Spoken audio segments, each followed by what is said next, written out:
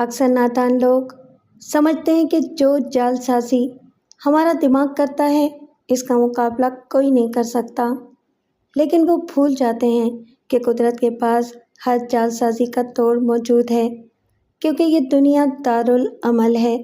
یہاں اپنی کرنی کا پھل سب کو کاٹنا ہی پڑتا ہے۔ اس کا خیال تھا کہ محبت اور خون کے رشتوں میں دراڑ ڈال کر وہ سکھ کی بانسری بجائے گی، لیکن اسے کیا خبر تھی کہ اکثر اپنی عیاریاں بھی گلے کا سانپ بن جاتی ہیں، کیونکہ چوری کا مال تو موری میں جاتا ہے۔ وہ جو حقداروں کے ہاتھ خالی کر کے اپنا دامن بھرنے میں مشغول تھی، بیگ صاحب نے جلد ہی اس کے سارے شغل میلوں کو آگ لگا دی، کیونکہ اس نے تو دوسروں کو خاکستر کرنے کا فیصلہ کر لیا تھا، مگر بیگ صاحب کی دلیلوں نے اسے ذلیل و خوار جو کر ڈالا تھا۔ السلام علیکم لسنرز، آئیے مرزا امجد بیگ کی ایک نئی گوڑ کہانی سنتے ہیں جس کا عنوان ہے مال کار۔ تو آئیے شروع کرتے ہیں۔ منظر کورٹ روم کا تھا اور ملزموں والے کٹہرے میں میرا موکل اور اس کیس کا ملزم انیق احمد سر جھکائے کھڑا تھا۔ انیق کی عمر 40 سال کے قریب تھی۔ وہ پیشے کے اعتبار سے ایک مکینیکل انجینئر تھا اور حال ہی میں وہ کوئی سے بے سر و سامانی کی حالت میں لوٹا تھا۔ انیق پر بڑے بھائی عتیق احمد کے قتل کا الزام عائد کیا گیا تھا۔ جناب عالی، میں نے موکل کی ضمانت کے حق میں اپنے دلائل کا آغاز کرتے ہوئے کہا۔ میرا موکل ایک امن پسند اور قانون کا احترام کرنے والا شریف شہری ہے۔ اسے ایک سوچی سمجھی سازش کے تحت قتل کے اس جھوٹے مقدمے میں پھنسایا گیا ہے۔ معزز عدالت سے میری استدعا ہے کہ ملزم کی درخواست ضمانت کو منظور کرتے ہوئے اسے رہا کرنے کے احکامات صادر کیے جائیں۔ یور آنر، وکیل استغاثہ نے جج کی طرف دیکھتے ہوئے طنزیہ لہجے میں کہا۔ میرے فاضل دوست نے ملزم کے لیے شریف شہری اور زیر سماعت کیس کے حوالے سے جھوٹے مقدمے کے الفاظ استعمال کیے ہیں۔ میں ان سے پوچھنا چاہوں گا کہ ان کا موکل کس ملک کا شہری ہے اور کیس شروع ہونے سے پہلے ہی انہوں نے اس کے جھوٹے ہونے کا اندازہ کس بنیاد پر قائم کیا ہے؟ یور آنر، میں وکیل سرکار کے دوسرے سوال کا جواب پہلے دینا چاہوں گا۔ میں نے جج کو مخاطب کرتے ہوئے رسان بھرے لہجے میں کہا۔ میرے موکل کو اپنے بڑے بھائی کے قتل کے الزام میں یہاں تک پہنچایا گیا ہے۔ قتل کوئی معمولی جرم نہیں ہے جناب عالی۔ اس گناہ کا شکار کبائر میں ہوتا ہے۔ اس گناہ کبیرہ کا ارتکاب کرنے کے لیے ملزم کے پاس کوئی نہ کوئی محرک تو ہونا چاہیے نا۔ کوئی انسان اپنے بڑے بھائی کو خواہ تو موت کے گھاٹ نہیں اتار دیتا۔ اس مقدمے میں ایسے کسی محرک کا نام و نشان دکھائی نہیں دیتا، اسی لیے میں نے زیر سماعت کیس کے لیے جھوٹے مقدمے کی ترکیب استعمال کی تھی اور وقت آنے پر میں اسے ثابت بھی کر دوں گا۔ اب میں آتا ہوں پراسیکیوشن کے پہلے سوال کی جانب۔ لمحاتی توقف کر کے میں نے ایک گہری سانس لی، پھر اپنے جواب کو مکمل کرتے ہوئے کہا۔ میرے فاضل دوست نے پوچھا کہ ملزم کس ملک کا شہری ہے، تو اس سلسلے میں عرض کرنا چاہوں گا کہ شاید وکیل موصوف نے ٹھیک سے کیس فائل کا مطالعہ نہیں کیا۔ مذکورہ فائل میں میرے موکل کے شناختی کارڈ اور پاسپورٹ کی فوٹو کاپی لگی ہوئی ہے، جو اس بات کا ثبوت ہے کہ ملزم پاکستان کا شہری ہے اور ملزم کو یہ شہریت میں نے نہیں بلکہ حکومت پاکستان نے دی ہے۔ جناب عالی، کوئی پاکستانی اگر معاش کی تلاش میں کسی دوسرے ملک چلا جائے تو وہ وہاں کا شہری تو نہیں ہو جاتا۔ معزز عدالت اچھی طرح یہ بات جانتی ہے کہ ملزم کا تعلق معاشرے کی اس اونچی کلاس سے نہیں ہے جن کے لیے دوہری اور تحری شہریت کا حصول اتنا ہی آسان ہے جیسے ہم اور آپ کسی مال میں جا کر اپنے لیے کوئی سوٹ خریدتے ہیں۔ یور آنر، لچھے دار باتوں سے کسی مجرم کے جرم کی حیثیت میں کمی واقع نہیں ہو جاتی، وکیل استغاثہ نے تیکھے لہجے میں کہا۔ استغاثہ کے پاس ایسے شواہد۔ آبجیکشن یور آنر، میں نے وکیل مخالف کی بات مکمل ہونے سے پہلے ہی بآواز بلند کہا۔ پراسیکیوشن میرے موکل کے ساتھ کھلی زیادتی کا ارتکاب کر رہا ہے اور وہ بھی معزز عدالت کے روبرو۔ جج نے چونک کر میری طرف دیکھا اور پوچھا، بیگ صاحب، آپ کا اشارہ کس زیادتی کی طرف ہے؟ جناب عالی، ابھی اس کیس کی باقاعدہ کارروائی بھی شروع نہیں ہوئی اور پراسیکیوشن نے میرے موکل کو باقاعدہ مجرم بھی نامزد کر دیا ہے۔ میں نے خفگی بھرے لہجے میں جواب دیا، میرے ملزم پر اپنے بڑے بھائی کو قتل کرنے کا الزام ہے اور یہ الزام ابھی ثابت نہیں ہوا، لہٰذا اس کے لیے مجرم کا لفظ استعمال کرنا قانوناً درست نہیں ہے۔ میں نے اپنے موکل کے ساتھ ہونے والی اسی زیادتی کی جانب اشارہ کیا ہے سر۔ آبجیکشن سسٹینڈ، جج نے دو ٹوک انداز میں کہا، پھر وکیل استغاثہ کو ہدایت کی، آپ ملزم کو ملزمی گردانتے ہوئے اپنی بات جاری رکھیں وکیل صاحب۔ جناب عالی، اگر ملزم کی درخواست ضمانت منظور کر لی گئی تو یہ انصاف کے اصولوں کے منافی ہوگا، وکیل استغاثہ نے بوکھلائے ہوئے لہجے میں کہا۔ مثلاً؟ جج نے سوالیہ نظر سے وکیل استغاثہ کی طرف دیکھا اور پوچھا، عدالت کے اس اقدام میں ناانصافی کا کون سا پہلو چھپا ہوا ہے؟ وکیل استغاثہ پہلے ہی بوکھلایا ہوا تھا۔ جج کے استفسار نے اسے مزید نروس کر دیا۔ بے ساختہ اس کے منہ سے نکلا، اگر ملزم کو ضمانت پر رہا کر دیا گیا تو باہر جا کر یہ استغاثہ کے گواہوں پر اثر انداز ہو سکتا ہے۔ ڈیفینس، جج نے میری طرف دیکھتے ہوئے پوچھا، آپ اس بارے میں کیا کہیں گے؟ یور آنر، کوئی شخص کسی دوسرے شخص پر اس وقت اثر انداز ہوتا ہے جب وہ خود بااثر شخصیت کا حامل ہو۔ میں نے جج کے سوال کے جواب میں وضاحت کرتے ہوئے کہا، میرا موکل پچھلے 12 سال سے کویت میں مقیم تھا اور یہ چند ماہ پہلے ہی واپس اپنے وطن آیا ہے، لیکن یہاں پر میں معزز عدالت کے ریکارڈ پر ایک اہم بات لانا ضروری سمجھتا ہوں کہ میرا موکل کویت سے واپسی پر دیناروں سے بھرے ہوئے بیگ لے کر نہیں آیا۔ عدالت جانتی ہے کہ حال ہی میں عراق نے کویت پر جو چڑھائی کی ہے، اس کے نتیجے میں کویت میں رہنے والے انسانوں، خصوصاً پاکستان، بنگلہ دیش اور بھارت سے تعلق رکھنے والے لوگوں پر قیامت ٹوٹ پڑی ہے۔ میں یہاں پر دوسرے ملکوں کا ذکر کر کے عدالت کا قیمتی وقت برباد نہیں کروں گا۔ اس وقت میرا فوکس اپنے موکل اور اس کیس کے ملزم انیق احمد پر ہے۔ اس بیچارے کے ہاتھ میں جو کیش اور اس کی بیوی کے پاس جو طلائی زیورات تھے، وہ سب کچھ ایک ابن الوقت ایجنٹ کی جیب میں ڈال کر 3 افراد کی یہ مختصر سی فیملی صرف تن کے کپڑوں کے ساتھ جان بچا کر یہاں پہنچے ہیں۔ اس وقت میرے موکل کے پاس رہنے کا کوئی ٹھکانہ ہے اور نہ ہی باقاعدہ آمدنی کا کوئی ذریعہ۔ ایسے نامساعد بلکہ ناگفتہ حالات میں اگر میرے فاضل دوست کو یہ لگتا ہے کہ میرا موکل ضمانت پر رہا ہو جانے کے بعد استغاثہ کی اینٹ سے اینٹ بجا دے گا تو میں اپنے دوست کی ایسی بچکانہ بلکہ احمقانہ سوچ پر اظہار افسوس ہی کر سکتا ہوں۔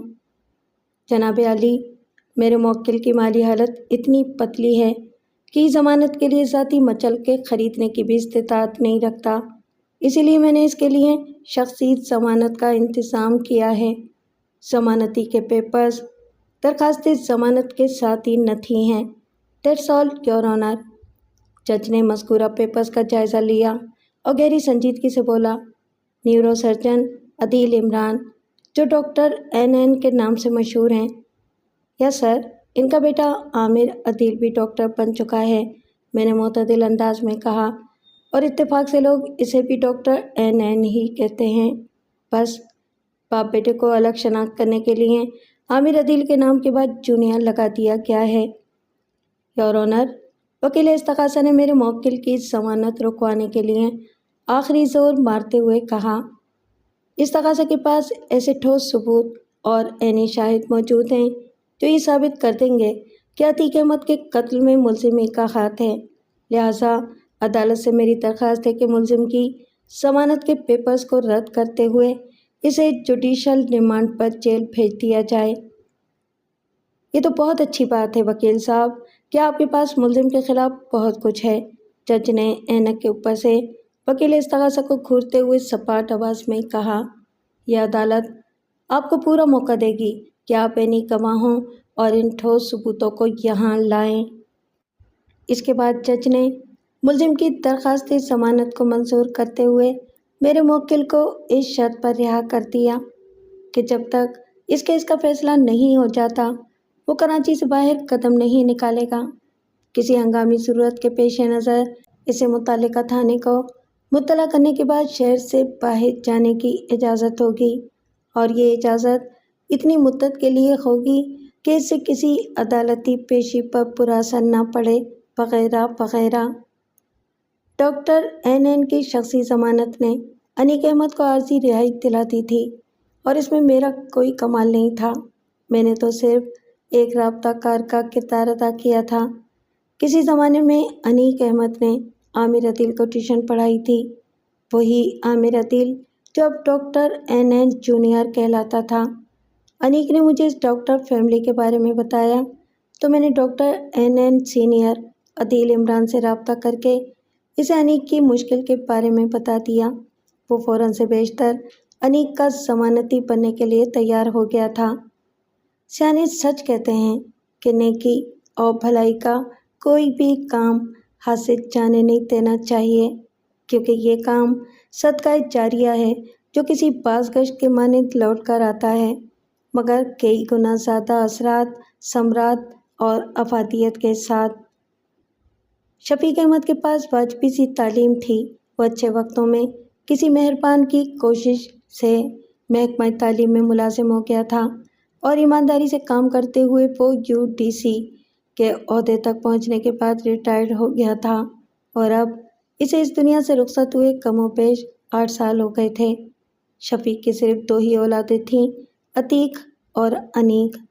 اس نے اپنے بیوی بچوں کو رزق حلال کھلانے کی حد المقدور کوشش کی تھی۔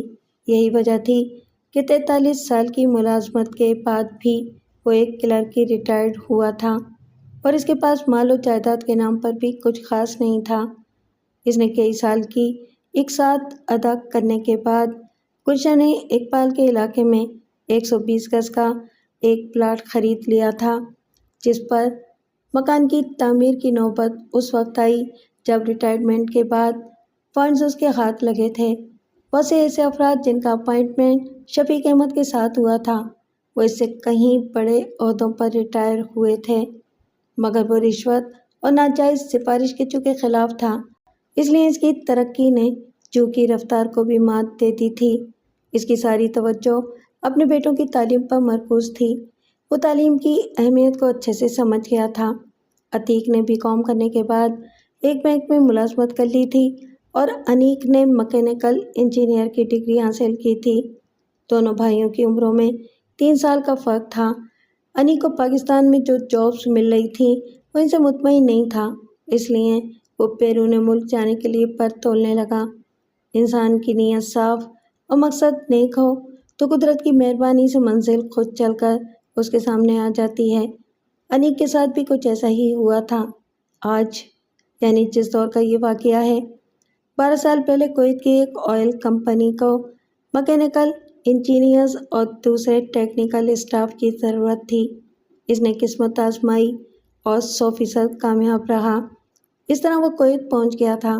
1 سال بعد اسے پاکستان آنا پڑا، کیونکہ اس کی والدہ رخسانہ بیگم کا انتقال ہو گیا تھا۔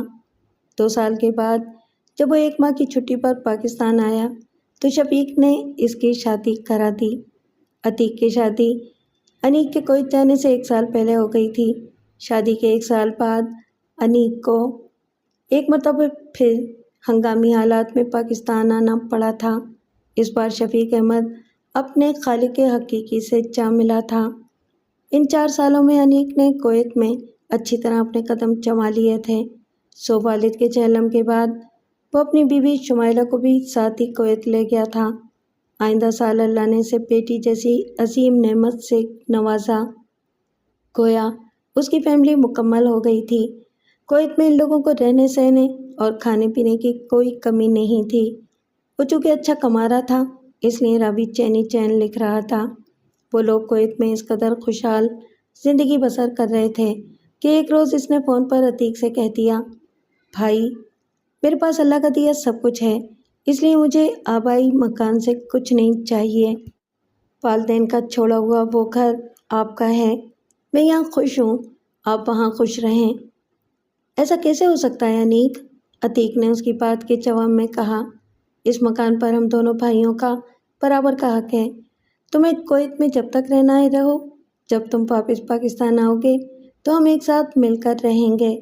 اگر تمہارا ساتھ رہنے کا موڈ نہ ہو تو ہم اس مکان کو فروخت کر کے اس سے حاصل ہونے والی رقم کو برابر بانٹ لیں گے۔ بھائی، آپ بہت دور کی سوچ رہے ہیں، انیک نے سرسری انداز میں کہا۔ جب ایسا وقت آئے گا تب اس بارے میں سوچیں گے۔ فی الحال تو میرا پاکستان آنے کا کوئی ارادہ نہیں ہے۔ اب میں نے مستقل یہیں رہنے کا فیصلہ کر لیا ہے۔ جاب کے ساتھ ساتھ میں نے گولڈ کے بزنس میں بھی کچھ انویسٹمنٹ کی ہے، جس میں بہت اچھا پروفٹ مل رہا ہے۔ اللہ تمہیں اور ترقی دے میرے بھائی، عتیق نے شفقت بھرے لہجے میں کہا۔ انیک نے چونکہ کویت میں مستقل رہائش اختیار کرنے کا فیصلہ کر لیا تھا، اس لیے پیسہ خرچ کر کے وہ ویزا بھی حاصل کر لیا، جس کی روح سے وہ نہ صرف وہاں جب تک جائے رہ سکتا تھا بلکہ اسے وہاں اپنا بزنس کرنے کی بھی اجازت مل گئی تھی۔ ان 8 سالوں میں اس نے پاکستان کا ایک چکر بھی نہیں لگایا تھا۔ بس عید بقرعید فون پر عتیق سے بات ہو جاتی تھی۔ اسے کیا معلوم کہ اس کے منصوبہ جات پر تقدیر معنی خیز انداز میں مسکرا رہی تھی۔ وہ بے خبری اور بے فکری میں یکایک تدبیر کنند بندہ تقدیر کنند خندہ کی لپیٹ میں آ گیا تھا۔ عراق نے کویت پر حملہ کیا تو مشرق وسطیٰ کی فضا میں بدامنی اور بے چینی بھر گئی۔ انیک تو ایک معمولی سا غیر ملکی باشندہ تھا۔ کویت کے نسل در نسل کروڑ اور ارب پتی رہائشی بھی موت کے روبرو کھڑے تھے۔ بہرکیف انیک احمد کا سب کچھ کویت میں رہ گیا اور وہ اپنی بیوی اور بیٹی کو بچا کر پاکستان لانے میں کامیاب تو ہو گیا تھا، لیکن یہاں پہنچ کر اسے جن حالات کا سامنا کرنا پڑا وہ اس کے وہم و گمان میں بھی نہیں تھا۔ وہ اپنے آبائی گھر واقع گلشن اقبال پہنچا تو مکان کی بدلی ہوئی حالت کو دیکھ کر اسے حیرانی ہوئی۔ 120 گز قطع اراضی پر بنا ہوا وہ مکان اب 2 منزلہ گھر کی حیثیت اختیار کر چکا تھا اور اس کی چمک دمک میں بھی کئی گنا اضافہ نظر آ رہا تھا۔ عتیق نے یہ تعمیراتی کام کب کروایا تھا، اس کی انیک کو مطلق خبر نہیں تھی۔ عتیق نے فون پر کبھی اس کا ذکر نہیں کیا تھا۔ وہ مکان کی انقلابی تبدیلی پر پوری طرح حیران بھی نہیں ہو پایا تھا کہ اس پر ایک ایٹم بم گرا۔ اس نے گیٹ کے پہلو میں نصب اطلاعی گھنٹی بجائی تو ایک اجنبی چہرہ اندر سے نمودار ہوا۔ وہ توقع کر رہا تھا کہ گیٹ عتیق یا اس کی بیوی صوفیہ کھولے گی، لیکن ایسا کچھ نہیں ہوا تھا۔ گیٹ میں کھڑے ایک ادھیڑ عمر شخص نے سوالیہ نظر سے ان کی طرف دیکھا اور معتدل انداز میں کہا، جی آپ کون؟ میرا نام انیک ہے، میں کویت سے آیا ہوں۔ وہ الجھن زدہ لہجے میں بولا، یہ تو ہمارا گھر ہے، آپ کون ہیں اور یہاں کیا کر رہے ہیں؟ اس شخص نے ٹٹولنے والی نظر سے انیک کی طرف دیکھا اور کہا، کہیں آپ عتیق کے چھوٹے بھائی تو نہیں ہیں؟ آپ صحیح پہچانے، انیک نے اضطراری لہجے میں کہا، میں 8 سال کے بعد پاکستان آیا ہوں۔ یہ میری بیوی شمائلہ اور یہ ہماری بیٹی نادیہ ہے۔ لمحاتی توقع کے بعد اس نے ان الفاظ میں اضافہ کیا، مگر آپ نے ابھی تک اپنا تعارف نہیں کرایا۔ میرا نام لطیف شیخ ہے اور میں اس 2 منزلہ گھر کا مالک ہوں، اس شخص نے فخریہ انداز میں بتایا۔ 2 سال پہلے میں نے آپ کے بڑے بھائی عتیق احمد سے یہ مکان خرید لیا تھا، پورے 4 لاکھ روپے میں۔ اس وقت یہ سنگل اسٹوری گھر تھا، بالائی منزل میں نے خود تعمیر کرائی ہے اور اب میں اپنے 2 بیٹوں اور ان کے بیوی بچوں کے ساتھ اس 2 منزلہ گھر میں رہتا ہوں۔ لطیف شیخ نامی اس شخص کے وضاحتی جواب نے انیک کے پاؤں کے نیچے سے زمین کو کھینچ لیا تھا۔ وہ لوگ کویت کو جن حالات میں چھوڑ کر آئے تھے وہی کچھ کم اذیت رساں نہیں تھے اور یہاں پر ایک نئی مصیبت ان کی منتظر تھی۔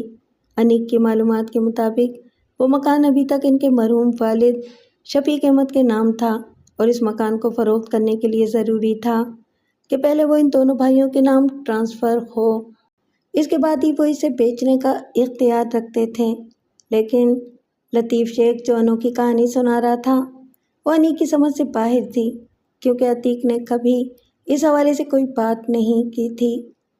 शेख साहब, अनीक ने मोहतात अल्फाज का इस्तेमाल करते हुए इस मकान के नए मालिक से पूछा, ये घर खरीदने से पहले आपने कागजात वगैरह तो अच्छी तरह चेक कर लिए थे ना?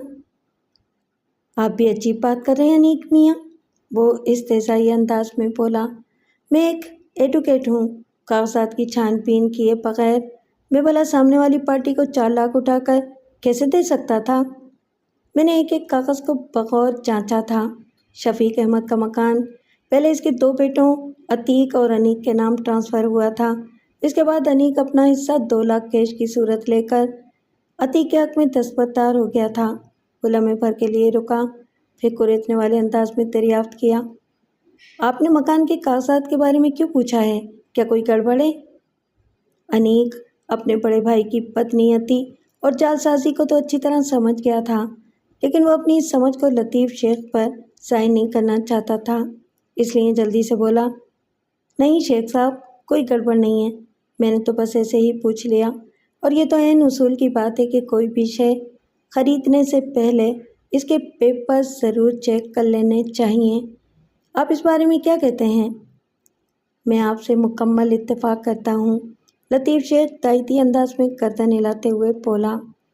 मामले की नज़ाकत बल्कि संगीनी अनीक पर खुल चुकी थी, लिहाजा उसने सूरत हाल को संभाला देने की कोशिश करते हुए कहा, बात दरअसल ये है कि कुछ अरसे से अतीक भाई मुझसे नाराज़ हैं। पिछले 1.5 साल से हम राब्ते में नहीं हैं। मैं नहीं जानता कि आजकल वो कराची के किस इलाके में रह रहे हैं। क्या आप इस सिलसिले में मेरी कोई मदद कर सकते हैं? हाँ हाँ, क्यों नहीं, वो तावुना में इस लहजे में बोला।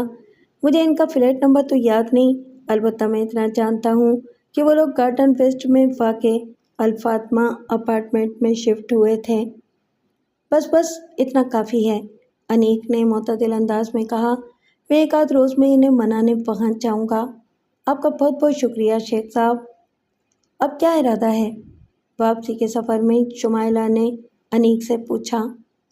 हम सीधे अल-फातिमा अपार्टमेंट्स जा रहे हैं, अनीक ने खफगी भरे लहजे में जवाब दिया। लेकिन हम अतीक भाई को ये नहीं बताएंगे कि लतीफ़ शेख से हमारी मुलाकात हो चुकी है। पहले हम इनकी कहानी सुनेंगे, इसके बाद असल मौजू पर बात होगी। लम्हाती तवक्कुफ़ करके उसने नफ़ी में गर्दन झटकी और फिर कड़वे लहजे में कहा, मुझे यकीन नहीं आ रहा कि अतीक भाई ऐसा भी कर सकते हैं। मैंने तुमसे कहा नहीं, लेकिन मुझे तो उसी वक्त शक हो गया था जब अतीक भाई ने अपना फ़ोन नंबर बदला था, इस बहाने के साथ कि पुराने नंबर में कोई ऐसी टेक्निकल ख़राबी पैदा हो गई है जिसे ठीक करना मुमकिन नहीं। शुमाइला ने सपाट आवाज़ में कहा, अगर वाकई ऐसी कोई बात होती तो इन्हें नया नंबर भी गुलशन इकबाल एक्सचेंज ही का मिलना चाहिए था, मगर इनका नया नंबर तो गार्डन एक्सचेंज का था। मैंने इस तरफ ध्यान नहीं दिया था क्योंकि मैं अतीक भाई पर अंधा एतमाद करता हूँ। धोखा भी वहीं होता है जहाँ अंधा एतमाद हो, शुमाइला ने ठहरे हुए लहजे में कहा। एक बात तो पक्की है कि अतीक भाई ने तुम्हारे साथ बड़ा मुनज़्ज़म फ्रॉड किया है, हालांकि इन्हें ऐसा करने की ज़रूरत नहीं थी, अनीक ने घायल लहजे में कहा। मैंने तो वाज़ेह अल्फाज में इनसे कह दिया था कि मुझे इस मकान में से कुछ भी नहीं चाहिए। अगर वो ये सब कुछ मुझे बताकर करते तो मैं इस पर कोई एतराज़ न करता। अतीक भाई के दिल में खोट थी, इसलिए उन्होंने ये काम छुपा कर किया है, शुमाइला ने ज़हरखंद लहजे में कहा। हर कोई तुम्हारी तरह साफ नीयत तो नहीं होता अनीक। नन्ही नातिया अपने वालिदैन के दरमियान होने वाली अजीब व गरीब गुफ्तगू को सुनता रही थी, मगर वो ठीक से समझ नहीं पा रही थी। शुमाइला, तुम्हारा क्या ख्याल है?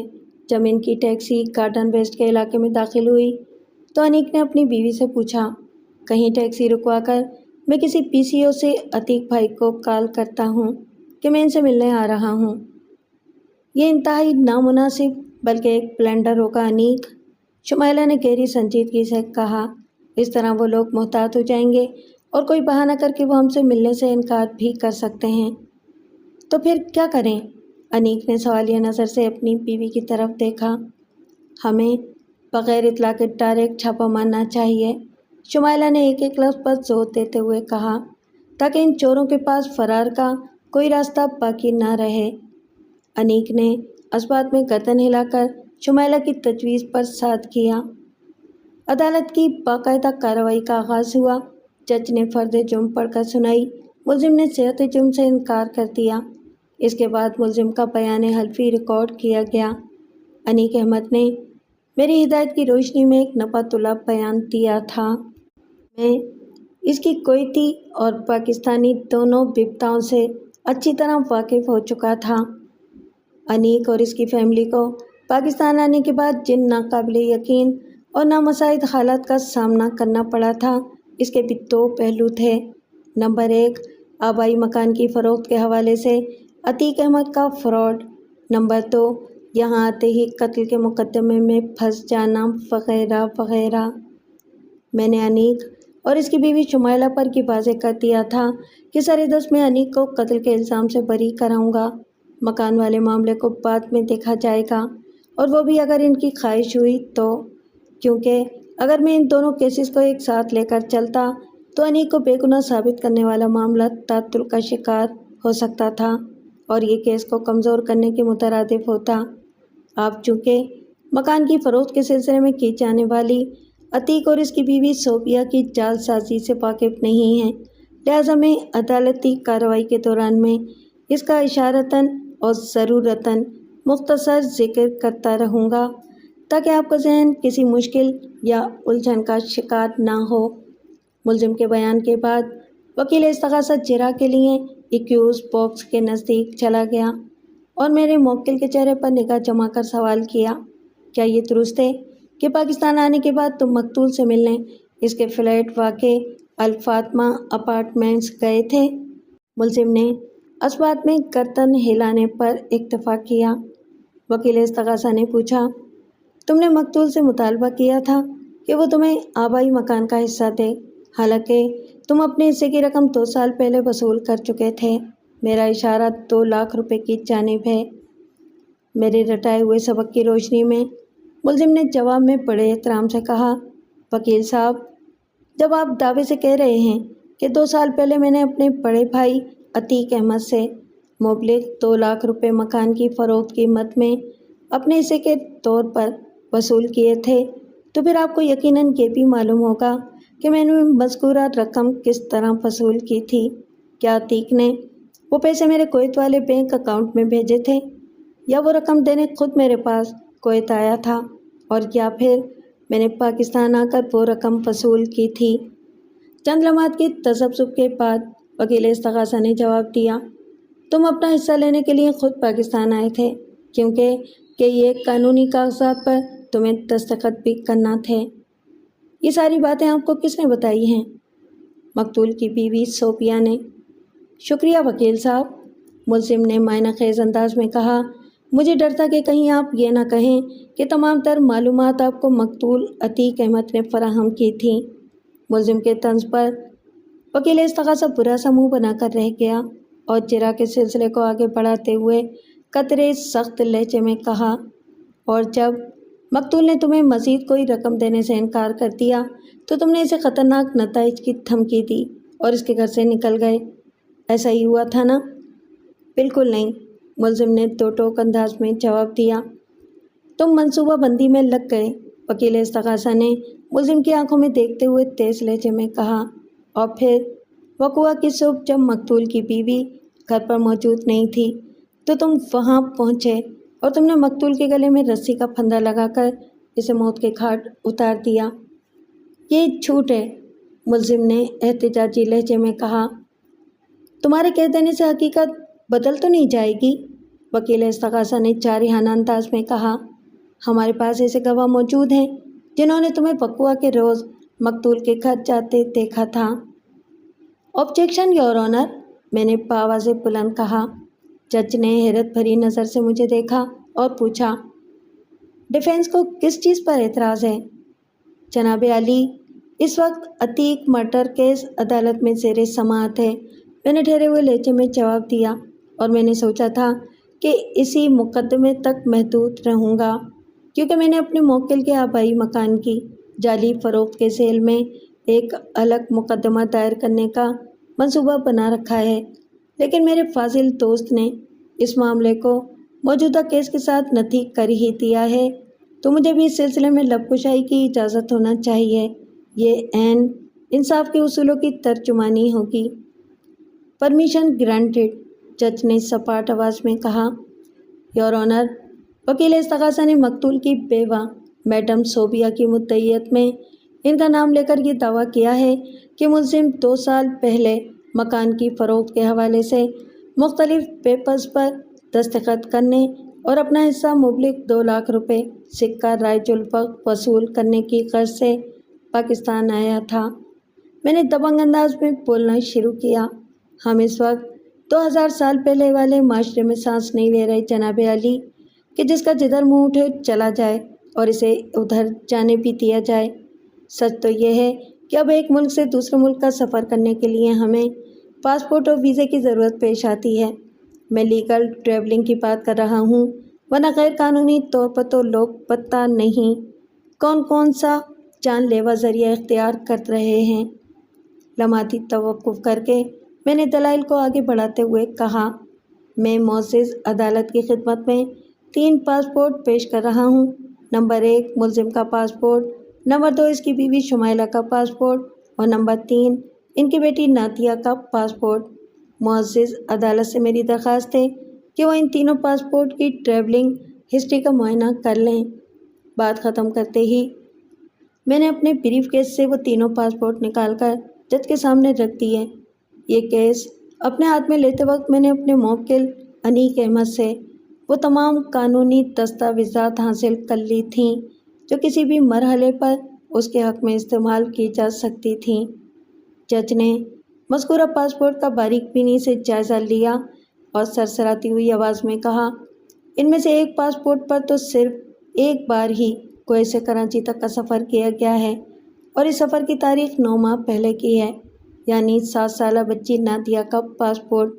باقی ملزم اور اس کی بیوی کے پاسپورٹ سے یہ پتہ چلتا ہے کہ اس سے پہلے انہوں نے کم و بیش 8 سال پہلے کوئٹہ سے پاکستان تک کا سفر کیا تھا۔ Here is point your owner, میں نے اپنی فائلوں پر ہاتھ مارتے ہوئے تیز آواز میں کہا، جب میرا موکل 2 سال پہلے پاکستان آیا ہی نہیں تو پھر کیا 2 لاکھ روپے کی وصولی اور کون سے قانونی کاغذات پر اس کے دستخط؟ پراسیکیوشن، جج نے وکیل استغاثہ کی طرف دیکھتے ہوئے کہا، آپ اس حوالے سے کچھ کہنا چاہیں گے؟ یور آنر، یہ ایک نیا پہلو سامنے آیا ہے، وکیل استغاثہ نے خجالت آمیز انداز میں کہا۔ اس کی تحقیق کے لیے استغاثہ کو تھوڑا وقت چاہیے۔ مثلاً کتنا وقت؟ جج نے سوالیہ نظر سے اس کی طرف دیکھا۔ اور وہ وقت آئندہ پیشی سے پہلے کا ہونا چاہیے۔ یس یور آنر، وکیل استغاثہ نے اس بات میں گردن ہلاتے ہوئے کہا۔ جناب علی، میں یہاں پر اس کیس کے ایک اہم پہلو کی جانب معزز عدالت کی توجہ مبذول کرانا چاہوں گا، میں نے گہری سنجیدگی سے کہا۔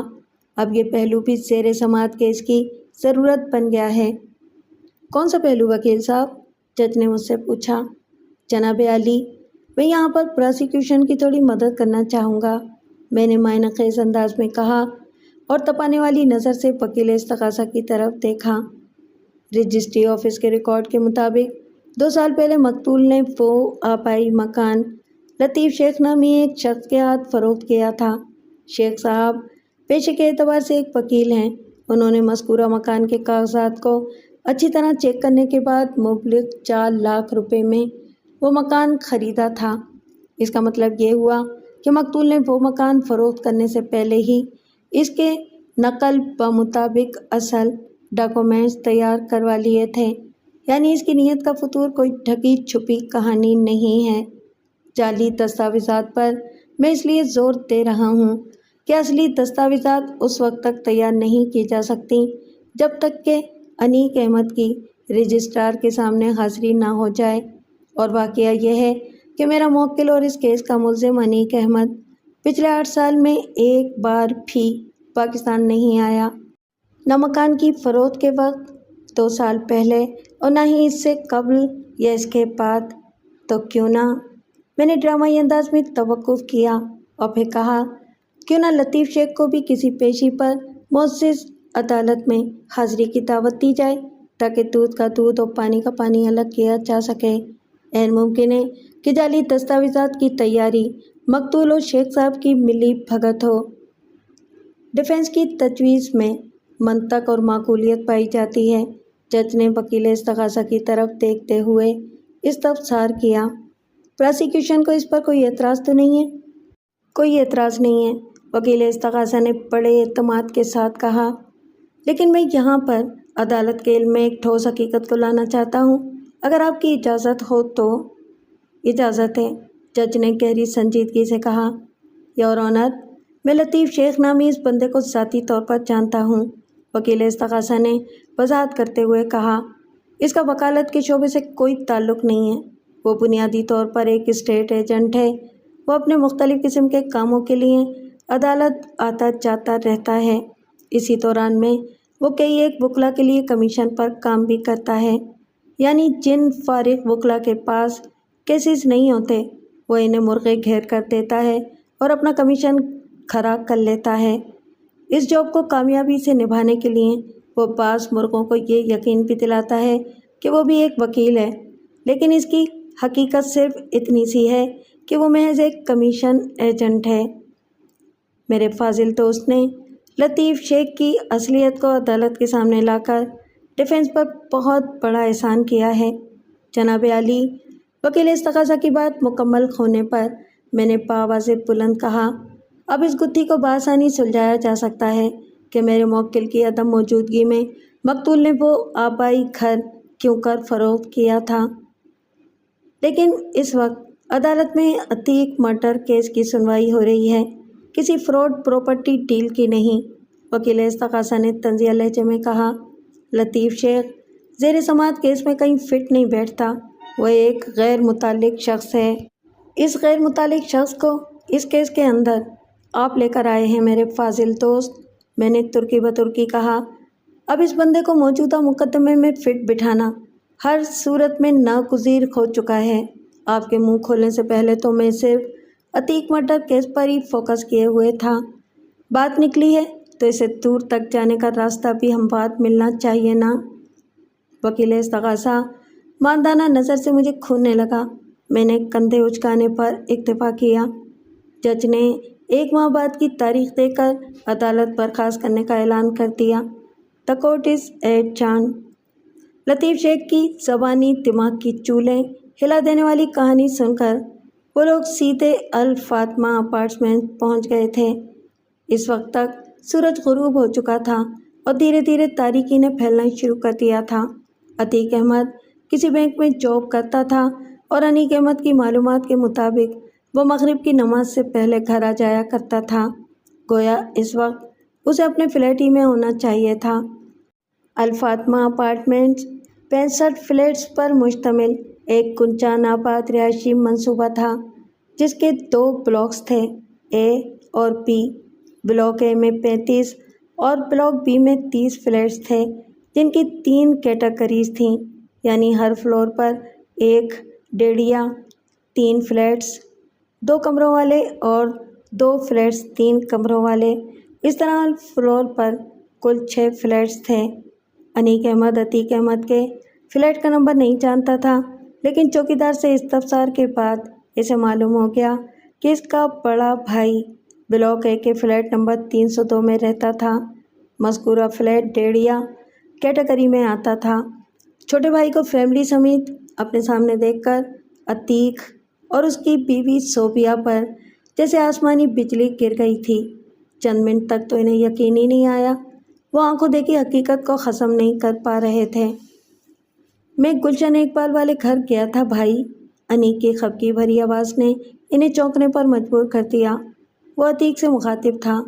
लतीफ़ शेख ने मुझे बताया है कि 2 साल पहले आपने वो घर फ़रोख्त कर दिया था। और आपको क्या हुआ है? आप व्हील चेयर पर क्यों हैं? तमाम तर नाराज़गी के बावजूद भी अतीक अहमद को व्हील चेयर पर देखकर अनीक का दिल पिघल गया था। इस एक कमरे के फ्लैट में फर्नीचर के नाम पर 1 बेड और 2 कुर्सियों के सिवा और कुछ भी नहीं था, या फिर एक व्हील चेयर थी जिस पर इस वक्त अतीक नज़र आ रहा था।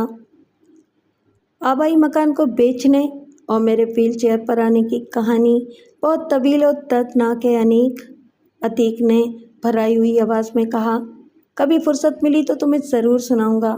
تم بتاؤ، اچانک پاکستان کیسے آ گئے، اور وہ بھی بغیر کسی اطلاع کے؟ ہمارے پاکستان آنے کی داستان آپ کی کہانی سے کہیں زیادہ دل خراش اور رونگٹے کھڑے کر دینے والی ہے بھائی، انیک نے گہری سنجیدگی سے کہا۔ اگرچہ میں نے ابھی تک آپ کی بپتا سنی نہیں ہے، لیکن میں دعوے کے ساتھ کہہ سکتا ہوں کہ میری مصیبت آپ کے مسائل سے یقیناً بہت زیادہ بڑی ہے۔ تو پھر پہلے تم اپنی سناؤ، عتیق نے کہا، پھر اپنی بیوی سے مخاطب ہوتے ہوئے ان الفاظ میں اضافہ کر دیا۔ صوفیہ، تم ان لوگوں کے لیے چائے ناشتے کا بندوبست کرو، باتیں تو ہوتی ہی رہیں گی۔ صوفیہ جی کہتی ہوئی کچن کی جانب بڑھ گئی۔ وہ کل 27 گز کم و بیش ایک مرلے پر بنا ہوا ایک ننھا منا فلیٹ تھا، جس میں 10 بائی 11 فٹ کے ایک کمرے کے علاوہ ایک منی کچن اور ویسا ہی ایک تنگ سا کامن واش روم تھا۔ گویا فلیٹ کے داخلی دروازے سے اندر آتے ہی 2 قدم چلنے کے بعد وہ فلیٹ ختم ہو جاتا تھا۔ اللہ اللہ، خیر صلاح۔ شمائلہ اور نادیہ کرسیوں پر بیٹھے ہوئے تھے، جبکہ انیک عتیق کی ویل چیئر کے سامنے بیڈ کے کونے پر ٹک گیا تھا۔ عتیق نے نادیہ اور نادی کو اپنے پاس بلا کر پیار کیا اور پھر رفیق اور پھر انیک کی طرف دیکھتے ہوئے معتدل انداز میں کہا، ہاں تو تم مجھے اپنی افسوسناک کتھا سنانے والے تھے۔ آئندہ 10 منٹ میں انیک نے مختصر مگر جامع الفاظ میں عتیق کو کویت کی تازہ ترین حالات اور اپنے وہاں سے جان بچا کر نکل آنے کی رودات سنا دی۔ عتیق نے پوری توجہ سے اپنے چھوٹے بھائی کا دکھڑا سنا اور انیک کے خاموش ہونے پر کہا، انیک، یہ سب سن کر بہت افسوس ہوا۔ ٹی وی پر عراق اور کویت کی جنگ کے حوالے سے خبریں تو آتی رہتی تھیں، لیکن مجھے اس بات کا اندازہ نہیں تھا کہ وہاں حالات اس قدر خراب ہو چکے ہیں۔ ہم تو پھر بھی جان بچا کر کسی نہ کسی طرح اس جہنم سے نکلنے میں کامیاب ہو گئے ہیں، انیک نے گمبھیر انداز میں کہا۔ تم لوگ تو اپنا سب کچھ وہیں چھوڑ آئے ہو، صوفیہ نے تشویش بھرے لہجے میں پوچھا۔ اب یہاں کیا کرو گے؟ نہ تمہارے پاس کوئی روزگار ہے اور نہ ہی رہنے کی جگہ۔ ہم اس ڈیڑھ فلیٹ میں جس طرح گزارا کر رہے ہیں وہ تمہارے سامنے ہے۔ یہ تو اچھا ہے کہ ہمارے بچے نہیں ہیں، ورنہ… صوفیہ نے معنی خیز انداز میں جملہ ادھورا چھوڑ دیا۔ بھابھی، آپ کو ہماری فکر کرنے کی ضرورت نہیں ہے، شمائلہ نے منہ توڑ جواب دینے والے انداز میں کہا۔ خدا داد کالونی میں میری سگی خالہ رہتی ہیں، ہم عارضی طور پر ان کے ہاں ٹھہر جائیں گے، اور باقی جہاں تک روزی روٹی کی بات ہے تو… اس نے لمحاتی توقف کر کے سرسراتی ہوئی آواز میں اضافہ کر دیا، یہ ٹھیک ہے کہ ہم کویت سے لٹ پٹ کر آئے ہیں، ہم نے اپنی جان کی سلامتی کے صدقے کے طور پر لاکھوں دینار کے کاروبار اور جائیداد کو چھوڑا ہے، لیکن میرے اور انیک کے ہاتھ پاؤں اور دماغ سلامت ہے۔ ہم زیرو سے شروع کریں گے اور آپ دیکھ لینا، چند سالوں میں ہم اپنی پہلی والی معاشرتی اور معاشی پوزیشن حاصل کر لیں گے۔ شمائلہ کے میکے میں خدا داد کالونی والی اس خالہ کے سوا اور کوئی نہیں تھا۔ وہ جذبات میں اگرچہ بہت کچھ بول گئی تھی، لیکن یہ اس کے دل کی آواز تھی، اور دل سے اٹھنے والی صدا کبھی غلط نہیں ہوتی۔ چند لمحات بوجھل خاموشی میں گزر گئے، پھر انیک نے عتیق سے مخاطب ہوتے ہوئے کہا، بھائی، اگر مناسب سمجھیں تو اپنی دکھ بھری کہانی سنا دیں، اس کے بعد ہم یہاں سے چلے جائیں گے۔ بات مناسب سمجھنے کی نہیں ہے انیک، بلکہ تمہارا اس حقیقت سے واقف ہونا بہت ضروری ہے جس نے مجھے وہ آبائی مکان بیچنے پر مجبور کر دیا تھا۔ اگر تم حقائق سے واقفیت حاصل نہیں کرو گے تو میری طرف سے تمہارا دل کبھی صاف نہیں ہوگا، میری بات سمجھ رہے ہو نا؟ ٹھیک ہے بھائی، انیک نے اس بات میں سر ہلاتے ہوئے کہا، میں سن رہا ہوں، آپ اپنی کہانی شروع کر دیں۔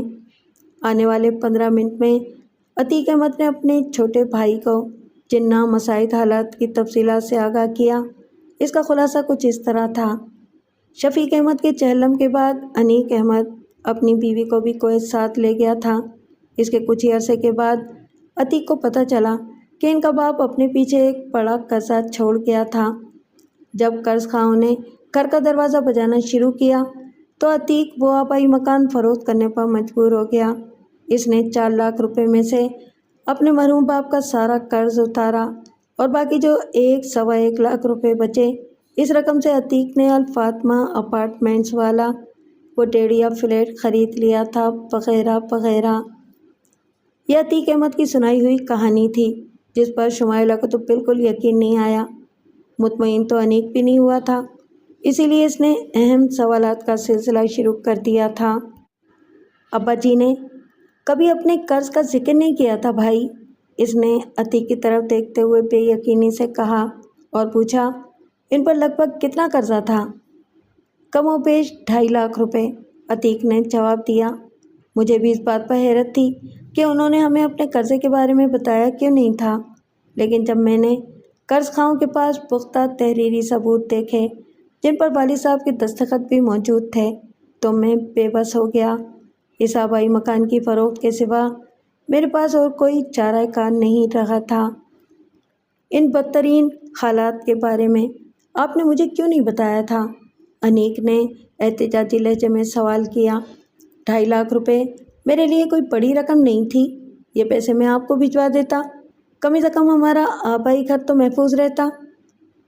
तुम अपनी बीवी और बच्चे के साथ परदेश में थे अनीक, अतीक ने ठहरे हुए लहजे में कहा। तुमसे जब भी फ़ोन पर बात हुई तुम मुझे बहुत खुश लगते थे। मैंने तुम्हारी खुशियों को ख़राब करना मुनासिब नहीं समझा था, इसलिए यहाँ जो भी हुआ इसे मैंने खुद ही भुगत लिया है। आबाई घर को फ़रोख्त करने का कुल्ली इख्तियार आपके पास नहीं था भाई, अनीक ने जज्बात से आरी लहजे में कहा। इस मकसद को हासिल करने के लिए मेरे इल्म में लाए बगैर आपने यकीनन कोई गैर कानूनी रास्ता अपनाया होगा। मेरा मतलब है नकली दस्तावेज़ात की तैयारी, ताकि मकान को बेचने के लिए आपको मेरी ज़रूरत ना रहे, है ना? अगरचे अनीक का ये सवाल ज़हन में बुझा हुआ था, लेकिन अतीक ने इत्मीनान भरे लहजे में जवाब दिया। तुम्हारा अंदाज़ा दुरुस्त है अनीक, और ऐसा करने के लिए तुमने ही मुझे इजाज़त दे रखी थी। शुमाइला ने शाकी नज़र से अपने शौहर की तरफ देखा। मैंने इजाज़त दे रखी थी? अनीक ने उलझन ज़दा लहजे में बड़े भाई से पूछा। मैंने कब आपसे कहा था कि आबाई मकान के हवाले से आप बेईमानी और जालसाजी करने के लिए आज़ाद हैं? अगरचे तुम्हारे अल्फाज ये नहीं थे, लेकिन तुमने कई बार मुझसे जो कहा इसके यही मायने निकलते हैं, अतीक ने कमाल बेशर्मी का मुजाहरा करते हुए कहा। ठहरो, मैं तुम्हें याद दिलाता हूँ।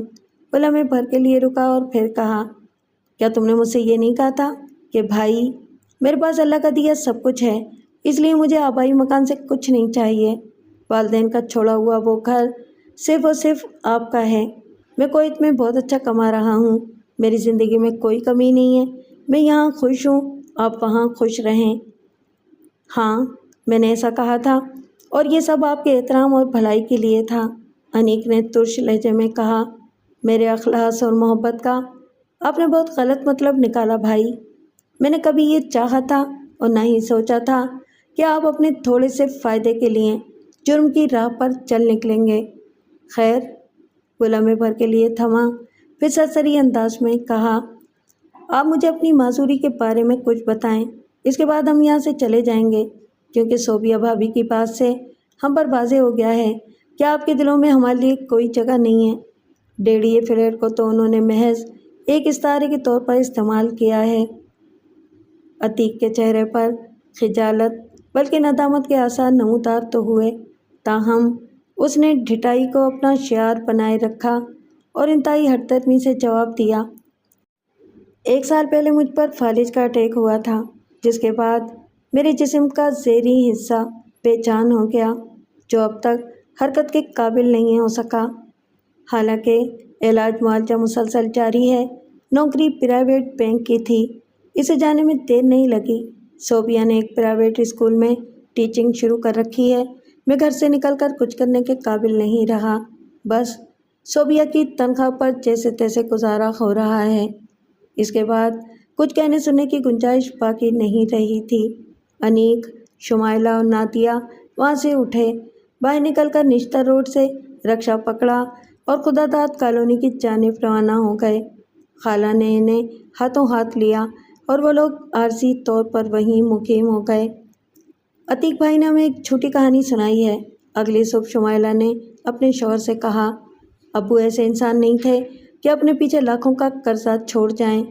ان کی طرف اگر کسی کا 1 روپیہ بھی آ جاتا تھا تو وہ سکون سے سو نہیں پاتے تھے۔ اس بات کی تو میں عینی شاہد ہوں کہ اگر کبھی وہ سودا لینے باہر جائیں اور سبزی پھل یا گروسری والا انہیں حساب سے چند روپے زیادہ دے دے تو سودا گھر میں رکھ کر وہ اضافی رقم لوٹانے اس دکاندار کے پاس پہنچ جاتے تھے۔ میں نے جتنا بھی عرصہ ان کے ساتھ گزارا تھا، میں نے انہیں انتہائی ایماندار اور اصول پرست انسان پایا تھا۔ ہاں، میں اس ٹھوس حقیقت سے واقف ہوں، انیک نے سوچ میں ڈوبے ہوئے لہجے میں کہا۔ عتیق بھائی کی سنائی ہوئی کہانی پر مجھے بھی یقین نہیں آیا، مگر سوال یہ پیدا ہوتا ہے کہ ہم کریں تو کیا کریں؟ عتیق بھائی نے ہمارے ساتھ جتنا بڑا دھوکہ کیا ہے، میں فی الحال اس کی وجہ تو نہیں بتا سکتی، لیکن مجھے اس بات کا پکا یقین ہے کہ اللہ تعالیٰ نے ان کی بدعمالیوں کی سزا کے طور پر انہیں ایک معذور، مفلوج اور لاچار انسان بنا دیا ہے۔ باقی جہاں تک ہمارے کچھ کرنے کا سوال ہے تو وہ سانس ہموار کرنے کی غرض سے تھمی اور پھر بڑے اعتماد سے کہا، آبائی مکان کی فروخت کے پیچھے جو بھی راز چھپا ہوا ہے، ہم اس کی تہہ میں اترنے کی کوشش کریں گے، اور یہ کوئی مشکل کام نہیں ہے۔ ہاں واقعی یہ کام کچھ زیادہ مشکل نہیں ہے، انیک نے تائیدی انداز میں کہا۔ ہمارے گلشن اقبال والے محلے دار، الفاطمہ اپارٹمنٹ کی چوکیدار اور عتیق کا آس پڑوس، یا پھر عتیق کے بینک کے ساتھیوں میں سے کوئی ایک تو یہ جانتا ہوگا کہ عتیق بھائی نے وہ آبائی مکان کیوں فروخت کیا تھا اور اس سے حاصل ہونے والی رقم انہوں نے کیا کیا۔ آئندہ چند ماہ میں انہوں نے کڑی محنت اور بھاگ دوڑ سے گوہر مقصود پا لیا۔ اس جاں فشانی کے دوران میں ان پر جو انکشافات ہوئے وہ ہوش اڑا دینے والے تھے۔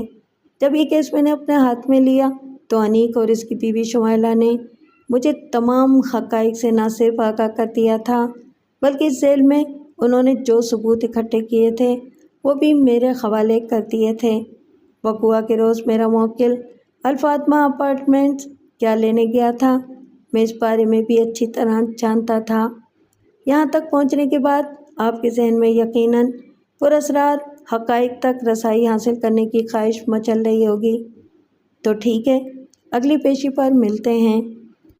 اس پیشی پر استغاثہ کی جانب سے 3 گواہ پیش کیے گئے، لیکن میں یہاں پر الفاطمہ اپارٹمنٹ کے چوکیدار داؤد کی گواہی کا ہی ذکر کروں گا، کیونکہ باقی 2 گواہوں کے بیانات میں کوئی خاص بات نہیں تھی۔ داؤد کی عمر 40 کے قریب تھی۔ وہ درمیانے قد کا مالک ایک مضبوط البدن انسان تھا۔ داؤد نے سچ بولنے کا حلف اٹھانے کے بعد اپنا بیان ریکارڈ کرا دیا تو جج نے وکیل استغاثہ کی طرف دیکھتے ہوئے کہا، پراسیکیوشن، عدالتی کارروائی شروع کی جائے۔ وکیل استغاثہ وٹنس باکس کے نزدیک چلا گیا اور اپنے گواہ کو مخاطب کرتے ہوئے سوال کیا، داؤد احمد، تم کتنے عرصے سے الفاطمہ اپارٹمنٹ میں چوکیداری کر رہے ہو؟ لگ بھگ 10 سال سے، گواہ نے جواب دیا۔ اس بندے کو کب سے جانتے ہو؟ وکیل استغاثہ نے ملزم کی جانب اشارہ کرتے ہوئے پوچھا، اور یہ بھی بتاؤ کہ اس کے بارے میں تمہیں کیا معلوم ہے؟ کچھ زیادہ نہیں وکیل صاحب، گواہ نے معتدل انداز میں کہا، میں نے اسے 6-7 ماہ پہلے ہی دیکھا تھا۔ میرا مطلب ہے جب یہ پہلی بار مجھے نظر آیا۔ اس کے بارے میں صرف اتنا جانتا ہوں کہ یہ 302 میں رہنے والے عتیق صاحب کا چھوٹا بھائی ہے جو پہلے کسی عرب ملک میں رہتا تھا۔ یہ ہماری بلڈنگ میں بس 2-3 مرتبہ ہی آیا ہے۔ ذرا اپنے دماغ پر دباؤ ڈالو، وکیل استغاثہ نے معنی خیز انداز میں کہا، اور مجھے بتاؤ کہ ملزم آخری بار کب الفاطمہ اپارٹمنٹس آیا تھا؟ اسی دن جب عتیق صاحب کو قتل کیا گیا، چوکیدار نے بڑے اعتماد سے جواب دیا۔ میرا مطلب ہے کہ 4 اگست کی صبح۔ تمہاری ڈیوٹی کا ٹائم کیا ہے؟ صبح 8 سے رات 8 بجے تک۔ 4 اگست کی صبح یعنی وقوعہ کے روز ملزم کتنے بجے الفاطمہ اپارٹمنٹس آیا تھا؟ وکیل استغاثہ نے استفسار کیا۔ کم و بیش 10 بجے۔ اس کا مطلب ہے ملزم کی آمد کے وقت تم ڈیوٹی پر موجود تھے؟ گواہ نے اس بات میں جواب دیا، جی وکیل صاحب۔ وکیل استغاثہ نے پوچھا، اور اس کی واپسی کب ہوئی تھی؟ 20-25 منٹ کے بعد، یعنی زیادہ سے زیادہ 10:30 بجے؟ جی ہاں بالکل، گواہ نے مضبوط لہجے میں جواب دیا۔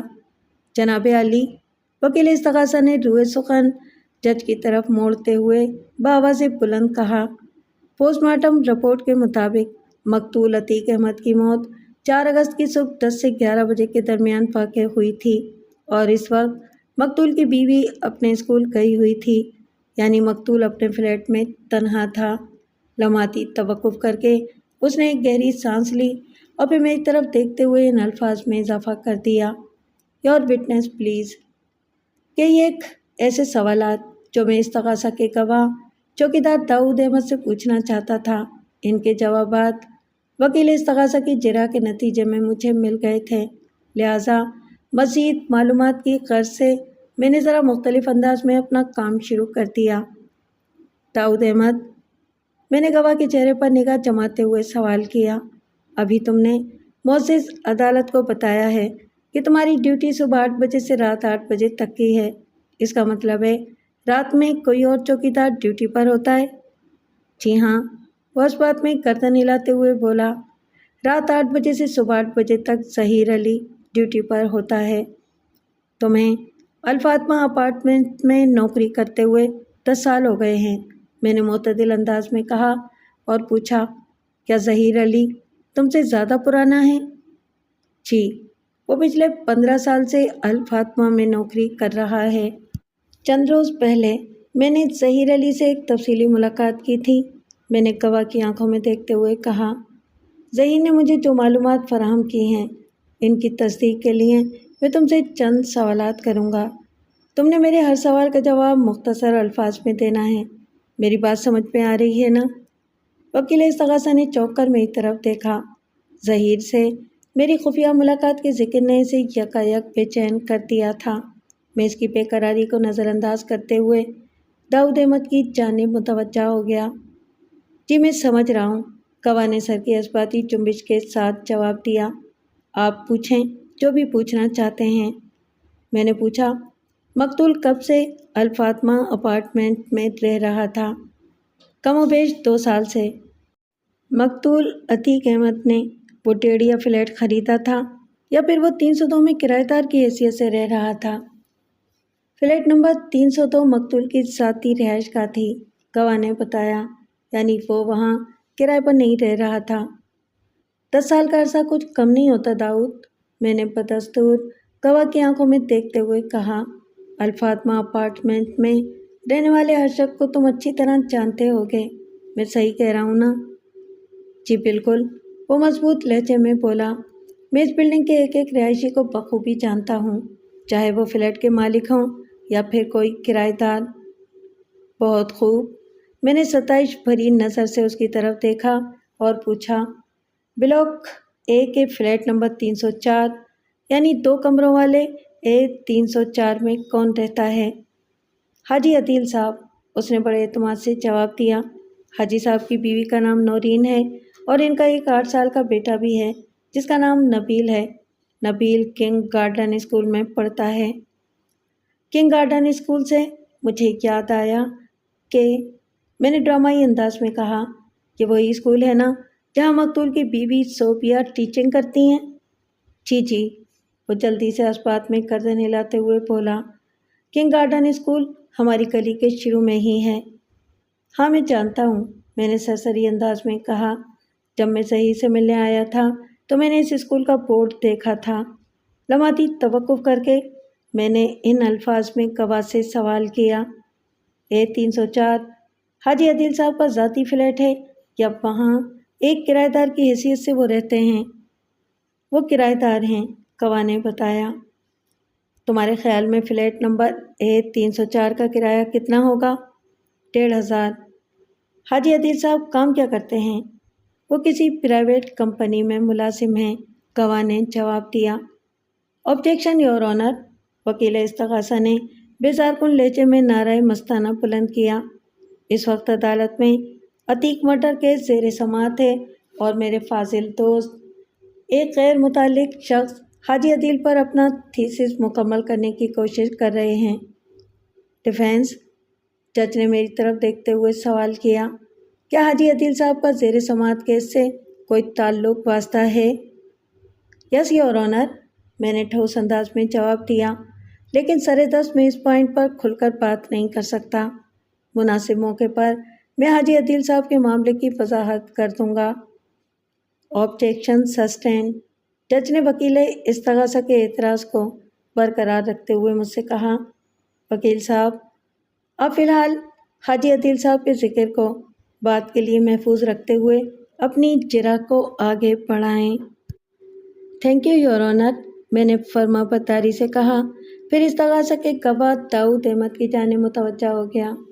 داؤد احمد، میں نے الفاطمہ کے دن والے چوکیدار کو مخاطب کرتے ہوئے استفسار کیا، تھوڑی دیر پہلے تم نے اپنے وکیل کے ایک سوال کے جواب میں معزز عدالت کو بتایا ہے کہ وقوع کے روز یعنی 4 اگست کی صبح 10 بجے ملزم انیک احمد تمہارے سامنے بلڈنگ میں داخل ہوا تھا اور یہ لگ بھگ 10:30 بجے وہاں سے رخصت ہو گیا تھا اور تم نے اسے آتے اور جاتے دونوں مرتبہ دیکھا تھا۔ میں غلط تو نہیں کہہ رہا؟ نہیں، وہ نفی میں گردن ہلاتے ہوئے بولا، آپ ٹھیک کہہ رہے ہیں وکیل صاحب، بلڈنگ میں داخل ہونے اور نکلنے والے ہر شخص پر میری گہری نظر ہوتی ہے۔ بہت خوب، میں نے تعریفی نظر سے اس کی طرف دیکھا اور پوچھا، کیا اس میں الفاطمہ اپارٹمنٹ کے رہائشی بھی شامل ہیں؟ جی ہاں، اس نے اس بات میں جواب دیا، رہائشی، ملاقاتی، ماسیاں اور سویپر وغیرہ سب کے سب۔ مقتول عتیق احمد کی اہلیہ محترمہ صوفیہ کنگ گارڈن جانے کے لیے کتنے بجے بلڈنگ سے نکلتی ہیں؟ میں نے پوچھا۔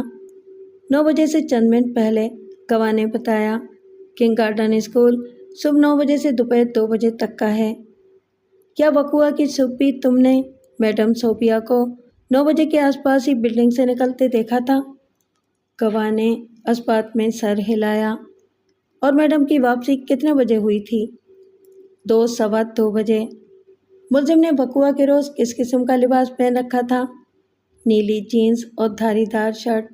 وہ بڑے وثوق سے بولا، اس کی شرٹ میں سیاہ دھاریاں بنی ہوئی تھیں۔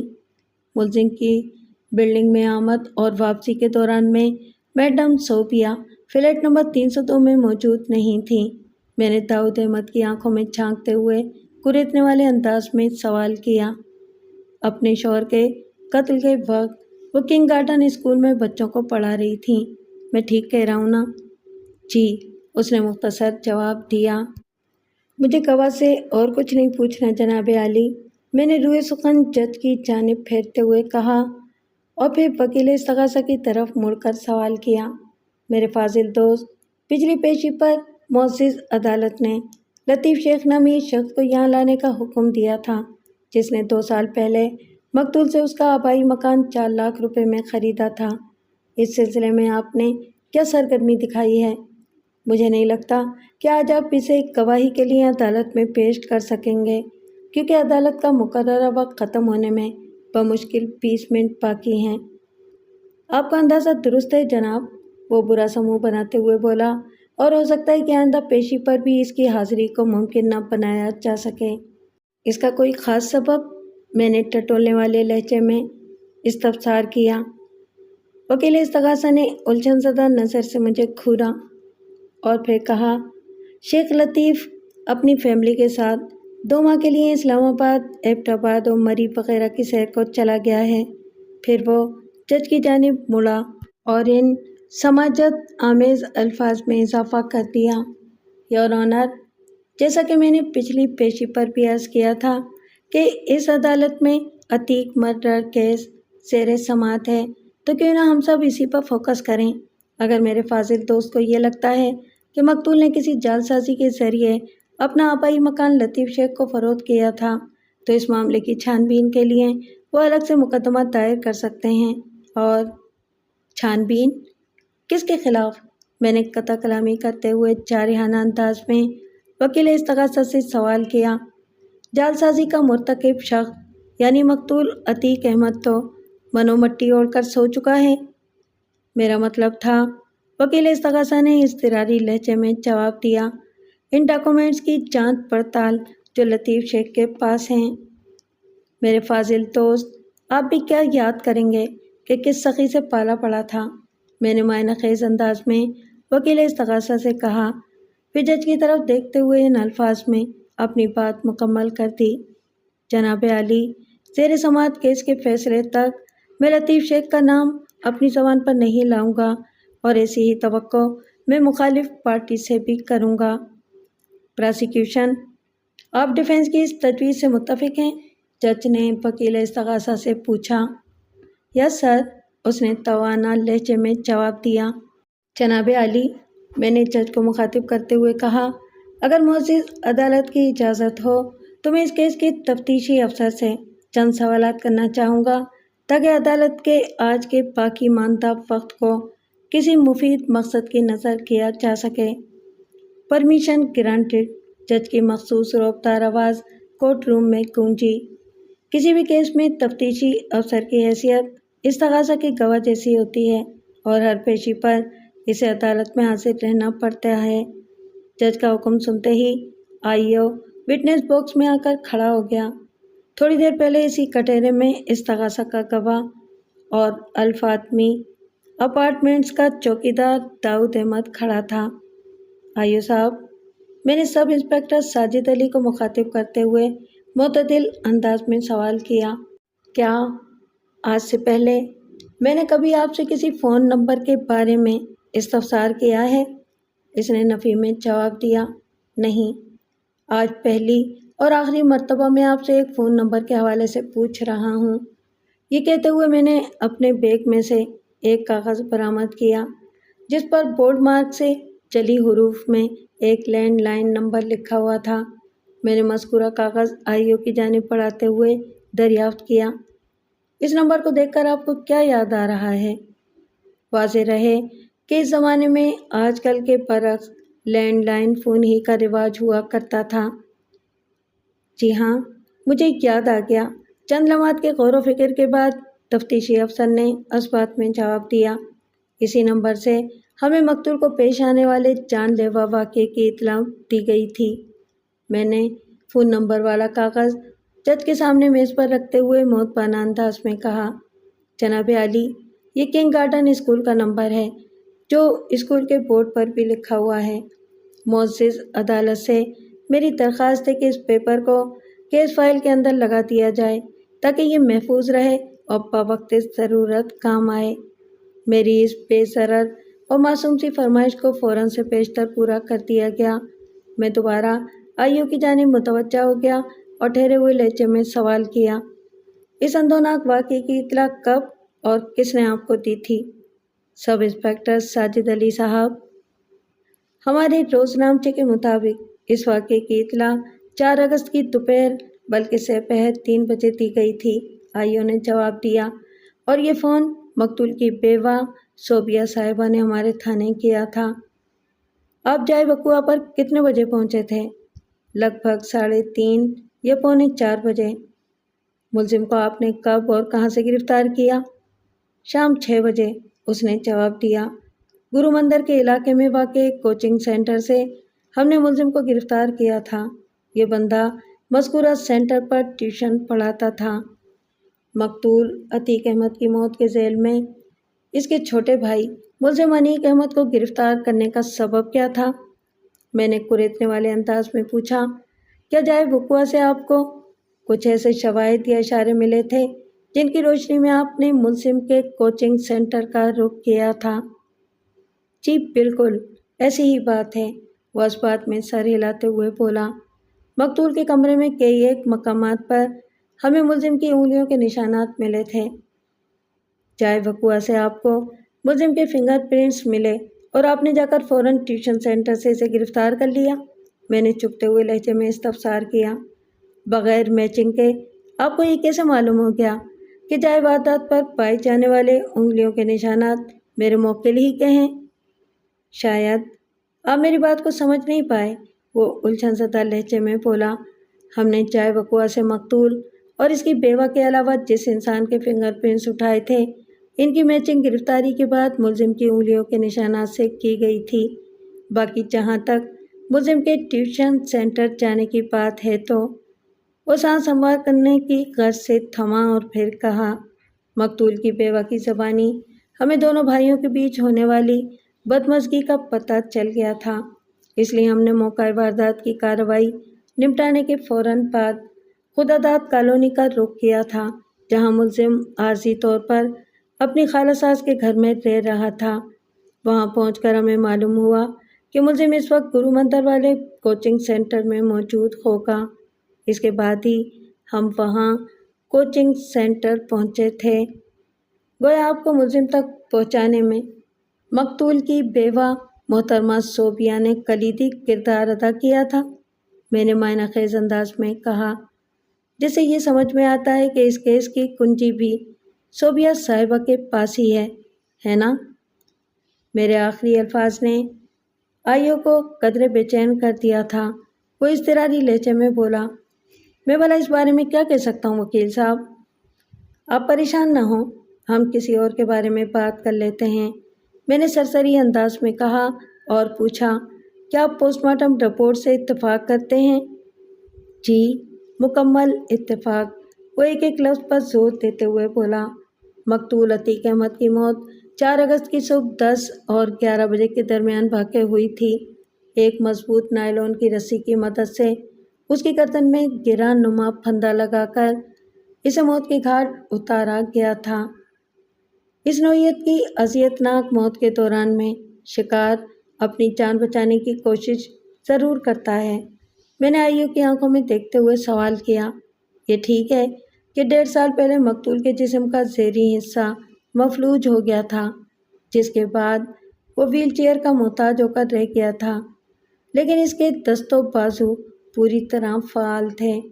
جب اس کی گردن کو پھندا لگا کر دبایا جا رہا تھا تو اس نے اپنی بقا کے لیے تگ و دو کیوں نہیں کی تھی؟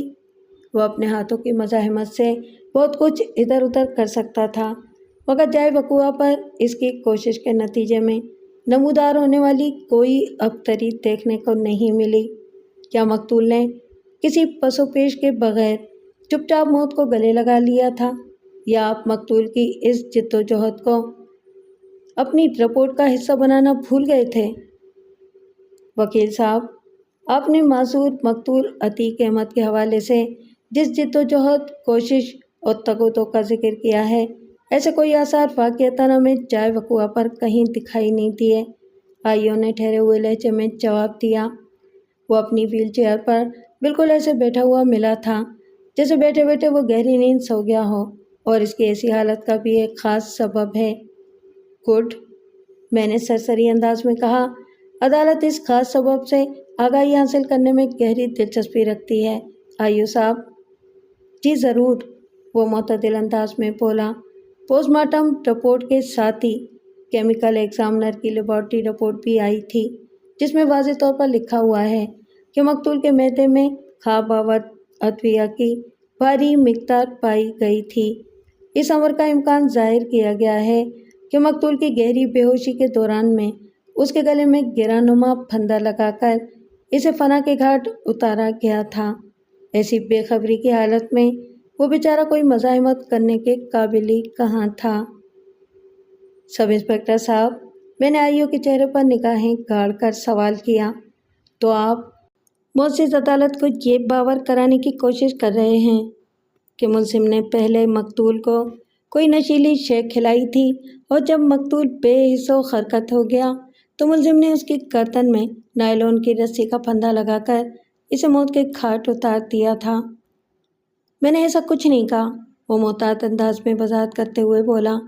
میں نے تو کیمیکل ایگزامنر کی رپورٹ پر روشنی ڈالتے ہوئے معزز عدالت کو یہ بتانے کی کوشش کی ہے کہ جائے وقوع پر کسی افراتفری اور ابتری کے آثار اس لیے نہیں ملے کہ اپنی موت کے وقت مقتول گہری نیند میں تھا، اور لمحاتی توقف کر کے اس نے اپنی بات مکمل کرتے ہوئے کہا، اور اس بے ہوشی کا سبب وہ میڈیسنز بھی ہو سکتی ہیں جو اپنی معذوری سے نجات حاصل کرنے کے لیے روزانہ باقاعدگی سے لے رہا تھا۔ عین ممکن ہے کسی سکون بخش دوا کی خوراک اوور ہو گئی ہو۔ Over dose? میں نے چونکے ہوئے لہجے میں کہا۔ اگرچہ یہ ممکن تو نظر نہیں آتا، لیکن آپ نے اس امکان کا ذکر کر کے میری سوچ میں ایک نئی کھڑکی کھول دی ہے، اور میں اس طریقے سے وہ کچھ دیکھ پا رہا ہوں جس کا آپ تصور بھی نہیں کر سکتے آئیو صاحب۔ وہ حدرجہ الجھن زدہ نظر سے مجھے تکنے لگا۔ میں نے اس کی الجھن اور حیرانی کو نظر انداز کرتے ہوئے تیز آواز میں استفسار کیا۔ آئیو صاحب، جب آپ نے گرو مندر والے کوچنگ سینٹر سے ملزم کو گرفتار کیا تو وہ کس قسم کا لباس پہنے ہوئے تھا؟ وہ داؤد احمد کے جواب کو دہراتے ہوئے بولا، بلو جینز اور کالی دھاریوں والی شرٹ۔ بہت خوب، میں نے استہزائیہ انداز میں کہا۔ یعنی بقوا کی صبح جب ملزم اپنے بڑے بھائی سے ملنے اس کے فلیٹ پر پہنچا تو اس نے جو لباس زیب تن کر رکھا تھا پورا دن وہ انہی کپڑوں میں ملبوس رہا۔ میری یہ انوکھی اور تنزیہ منطق آئیو کے پلے پڑی اور نہ ہی وکیل استغاثہ کی کھوپڑی میں جگہ بنا سکی، اور میں نے انہیں سمجھانے کی ضرورت بھی محسوس نہیں کی۔ اس کے ساتھ ہی عدالت کا مقررہ وقت ختم ہو گیا۔ جج نے ٹیبل کیلنڈر پر نگاہ دوڑائی اور 3 ہفتے بعد کی تاریخ دے کر عدالت برخاست کرنے کا اعلان کر دیا۔ The court is adjourned۔ آئندہ پیشی پر استغاثہ کی جانب سے 2 گواہ پیش کیے گئے، جن میں سے ایک غیر اہم اور دوسرا انتہائی اہم گواہ تھا۔ میں مقتول کی بیوہ صوبیہ کی بات کر رہا ہوں۔ اس دن کی کارروائی کے لیے میں نے بھی ایک تگڑے صفائی کے گواہ کا بندوبست کر رکھا تھا۔ وہ باوقار شخص کورٹ روم کے باہر اپنے بلائے جانے کا انتظار کر رہا تھا۔ غیر اہم گواہ کو نظر انداز کرتے ہوئے میں سیدھا مقتول کی بیوہ کی طرف آتا ہوں۔ صوبیہ کی عمر 45 کے آس پاس رہی ہوگی۔ وہ ایک گوری چٹی اور متناسب البدن خوبصورت عورت تھی۔ صوبیہ نے خاصا شوق لباس زیب تن کر رکھا تھا اور اس کا چہرہ بھی میک اپ کی زد میں تھا، حالانکہ اس کے قدرتی حسن کو ایسی بے ساکھیوں کی ضرورت نہیں تھی۔ صوبیہ نے اپنا بیان حلف بھی ریکارڈ کرا دیا تو وکیل استغاثہ جج کی اجازت سے وٹنس باکس کے نزدیک چلا گیا اور مناسب الفاظ میں اظہار ہمدردی کرنے کے بعد اس نے اپنے گواہ سے مختصر سی چرا کی۔ میڈم، وقوع کے روز اسکول جانے کے لیے آپ کتنے بجے گھر سے نکلی تھیں؟ وکیل استغاثہ نے پوچھا۔ 9:15 بجے، گواہ نے سپاٹ آواز میں جواب دیا۔ اور آپ کی واپسی کب ہوئی تھی؟ کم و بیش 2 سوا 2 بجے دوپہر۔ اس دوران میں آپ تمام وقت اسکول میں رہی تھیں؟ جی وکیل صاحب۔ جب آپ گھر سے روانہ ہوئیں تو مقتول ٹھیک ٹھاک و باقید حیات تھا؟ وکیل استغاثہ نے استفسار کیا۔ جی بالکل، گواہ نے اثبات میں جواب دیا۔ اور جب آپ واپس آئیں تو مقتول کی زندگی کا چراغ گل ہو چکا تھا، وکیل استغاثہ نے معتدل انداز میں کہا۔ آپ کی غیر موجودگی میں کسی شکی القلب شخص نے آپ کے شوہر کو موت کے گھاٹ اتار دیا تھا۔ کسی نے نہیں، اس بے رحم اور سفاک انسان نے، صوبیہ نے ایکیوز باکس میں کھڑے ملزم انیق احمد کی جانب اشارہ کرتے ہوئے نفرت انگیز لہجے میں کہا۔ میری غیر موجودگی میں صرف یہی منحوس شخص ہمارے فلیٹ میں داخل ہوا تھا۔ اس کی آمد عتیق کی موت کے وقت سے گہری مطابقت رکھتی ہے۔ That's all, Your Honor۔ وکیل استغاثہ نے اپنی چرا ختم کرنے کا اعلان کرتے ہوئے مجھ سے کہا، Your witness please۔ اپنی باری پر میں وٹنس باکس کے نزدیک چلا گیا اور گواہ کی طرف دیکھتے ہوئے پرخلوص لہجے میں کہا، میڈم، مجھے آپ کے نقصان کا بہت دکھ ہے۔ وکیل صاحب، وہ جلے بھنے انداز میں بولی، اگر آپ کو عتیق کی موت کا واقعی دکھ ہوتا تو آپ اس کے قاتل کو بے گناہ ثابت کرنے کی کوشش نہ کرتے۔ میں تو صرف انصاف کا پرچم بلند کرنے کی کوشش کر رہا ہوں میڈم۔ کون گناہ گار ہے اور کون بے گناہ، اس بات کا فیصلہ میں نے نہیں بلکہ اس عدالت نے کرنا ہے، جہاں ہم سب اپنا اپنا موقف بیان کرنے کے لیے حاضر ہوئے ہیں۔ تو پھر آپ مجھ سے جھوٹی ہمدردی جتانے کے بجائے اپنا کام کریں، وہ روکھے لہجے میں بولی۔ عدالت کا وقت بہت قیمتی ہے وکیل صاحب۔ آپ کے اس زرعی مشورے کا بہت شکریہ صوبیہ جی، میں نے سرسری انداز میں کہا۔ اور اس کی صلاح کو مقدم جانتے ہوئے اپنا کام شروع کر دیا۔ میڈم، ابھی آپ نے میرے موکل کی جانب انگلی اٹھا کر بڑے وثوق سے کہا ہے کہ اس بے رحم اور سفاک شخص نے آپ کے غیاب میں فلیٹ نمبر 302 کے اندر گھس کر آپ کے شوہر کو قتل کیا تھا۔ آپ نے یہی کہا ہے نا؟ جی ہاں، آپ نے بالکل ٹھیک سنا ہے، وہ عجیب سے لہجے میں بولی۔ کیا یہ سچ ہے کہ وقوع کے روز صبح 9 بجے سے دوپہر 2 بجے تک آپ کنگ گارڈن اسکول میں موجود تھیں؟ میں نے اپنی چراغ میں تراری بھرتے ہوئے سوال کیا۔ جی ہاں، وہ بڑے اعتماد سے بولی۔ آپ کے اس بیان کے تناظر میں آپ کا یہ دعویٰ باطل ہو جاتا ہے کہ آپ کے شوہر کو میرے موکل نے موت کے گھاٹ اتارا تھا، کیونکہ اس دوران میں تو آپ جائے وقوع پر موجود ہی نہیں تھیں۔ میں نے اس کی آنکھوں میں آنکھیں ڈال کر چپتے ہوئے لہجے میں استفسار کیا۔ جب آپ نے اپنی آنکھوں کے سامنے مقتول کو قتل ہوتے نہیں دیکھا تو پھر آپ کا بیان اس اہمیت کا حامل نہیں رہ جاتا جو کسی عینی شاہد کے لیے مخصوص ہے۔ میری بات سمجھ میں آ رہی ہے نا؟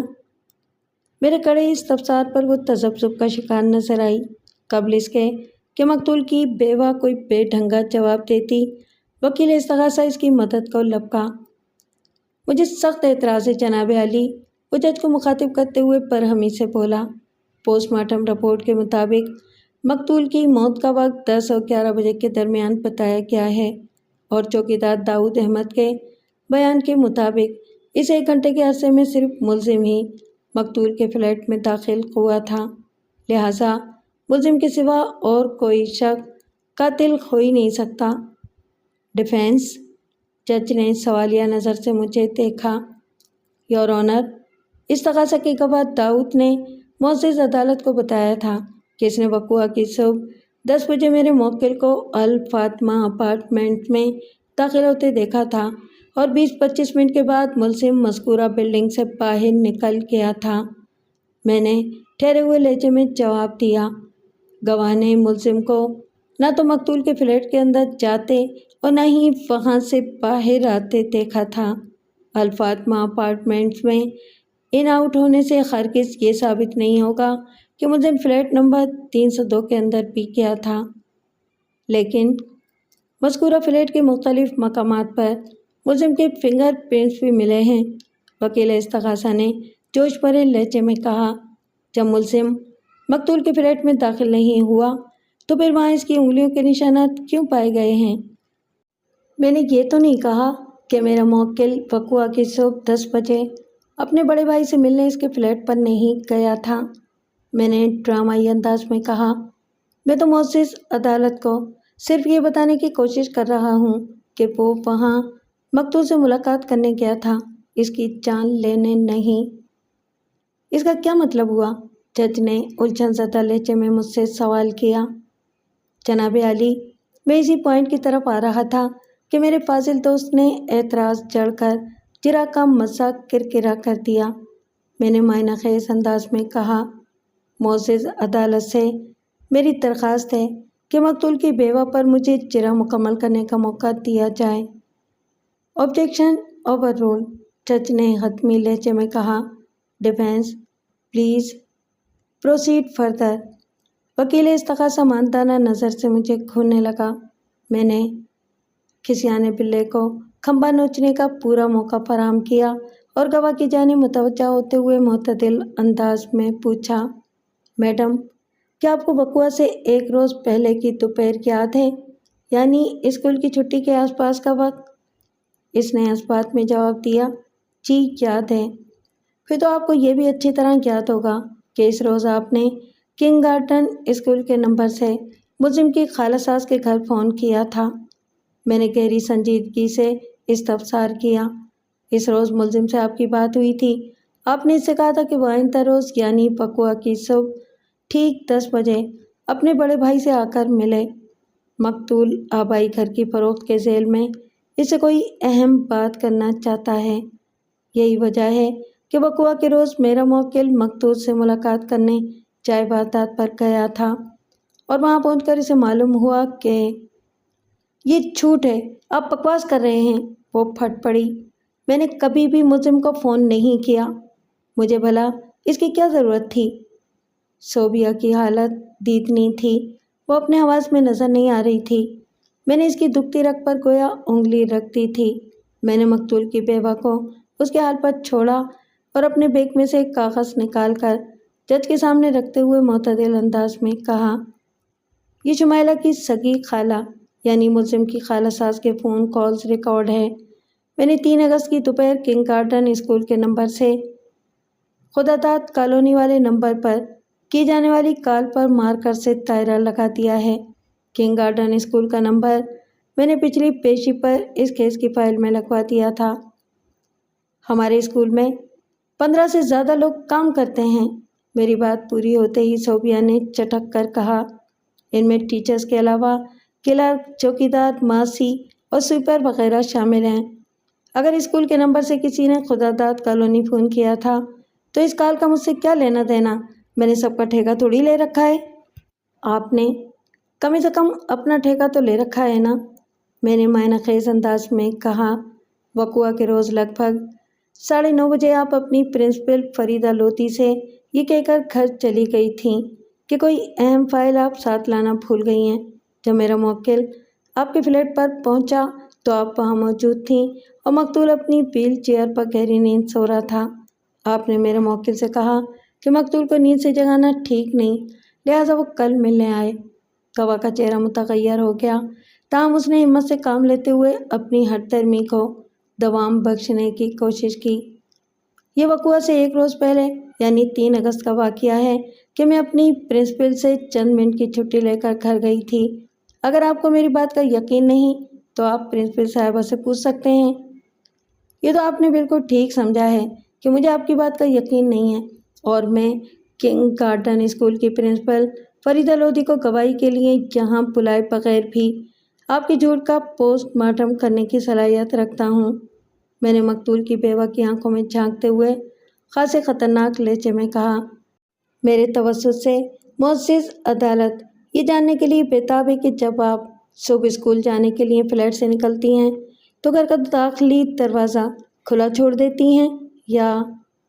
میں نے دانستہ جملہ ادھورا چھوڑا تو وہ ترنت بول پڑی، فلیٹ کے داخلی دروازے کو کھلا چھوڑنے کا تو سوال ہی پیدا نہیں ہوتا۔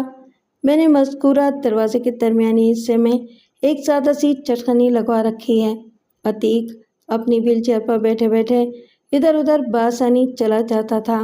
جب میں اسکول کے لیے فلیٹ سے نکلتی تھی تو عتیق اندر سے کنڈی لگا دیا کرتا تھا، اور جب میں واپس آتی تھی تو وہ کنڈی ہٹا کر دروازہ کھول دیتا تھا۔ لیکن وقوعہ کے روز جب میں اسکول سے آئی تو دروازہ کھلا ہوا تھا، یعنی اسے اندر سے کنڈی نہیں لگائی گئی تھی، جبکہ مجھے اچھی طرح یاد ہے کہ صبح جب میں فلیٹ سے نکلی تھی تو عتیق نے باقاعدہ کنڈی لگائی تھی۔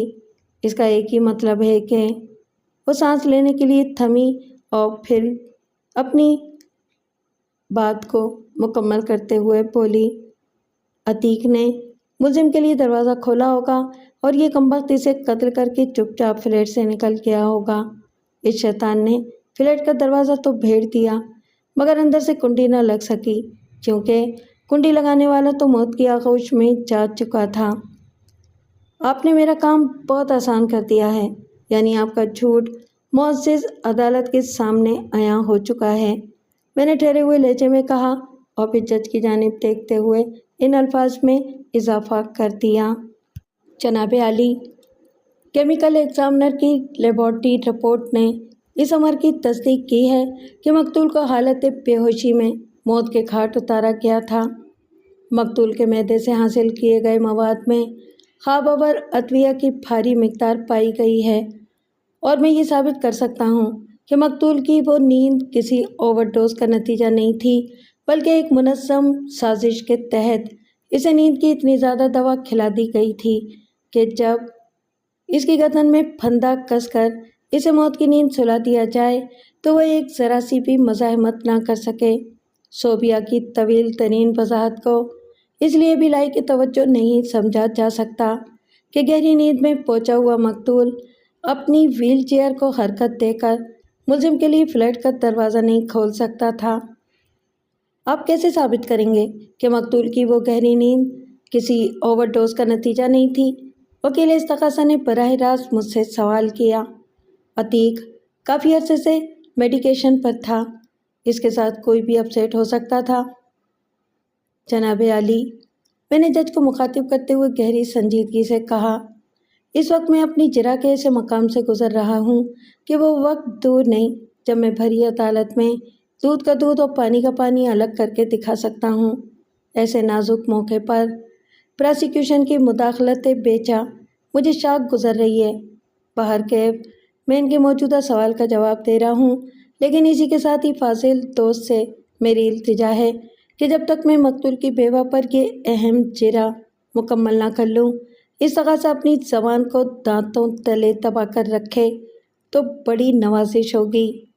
मेरे इन सुलगा देने वाले अल्फाज ने वकील इस्तग़ासा की तबीयत साफ़ कर दी।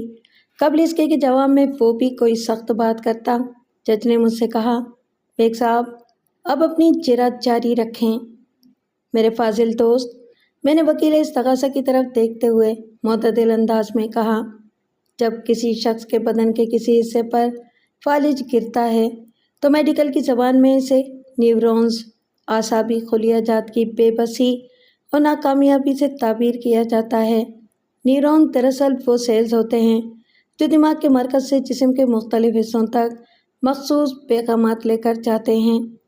बदन के जिस भी मकाम को तहरीक देने वाले ये पैगाम रसां सेल्स अपनी फितरी कारकर्दगी जब खो बैठते हैं तो जिस्म का वो हिस्सा मफलूज हो जाता है, यानी इस हिस्से में ना तो किसी किस्म की हरकत बाकी रहती है और ना ही कोई एहसास बेदार होता है।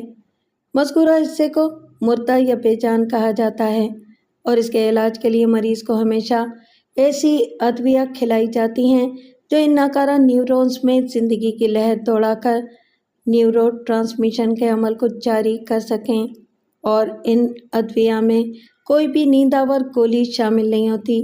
वैसे भी किसी फालिजदा शख्स को एक आम इंसान की निस्बत ज़्यादा नींद आती है।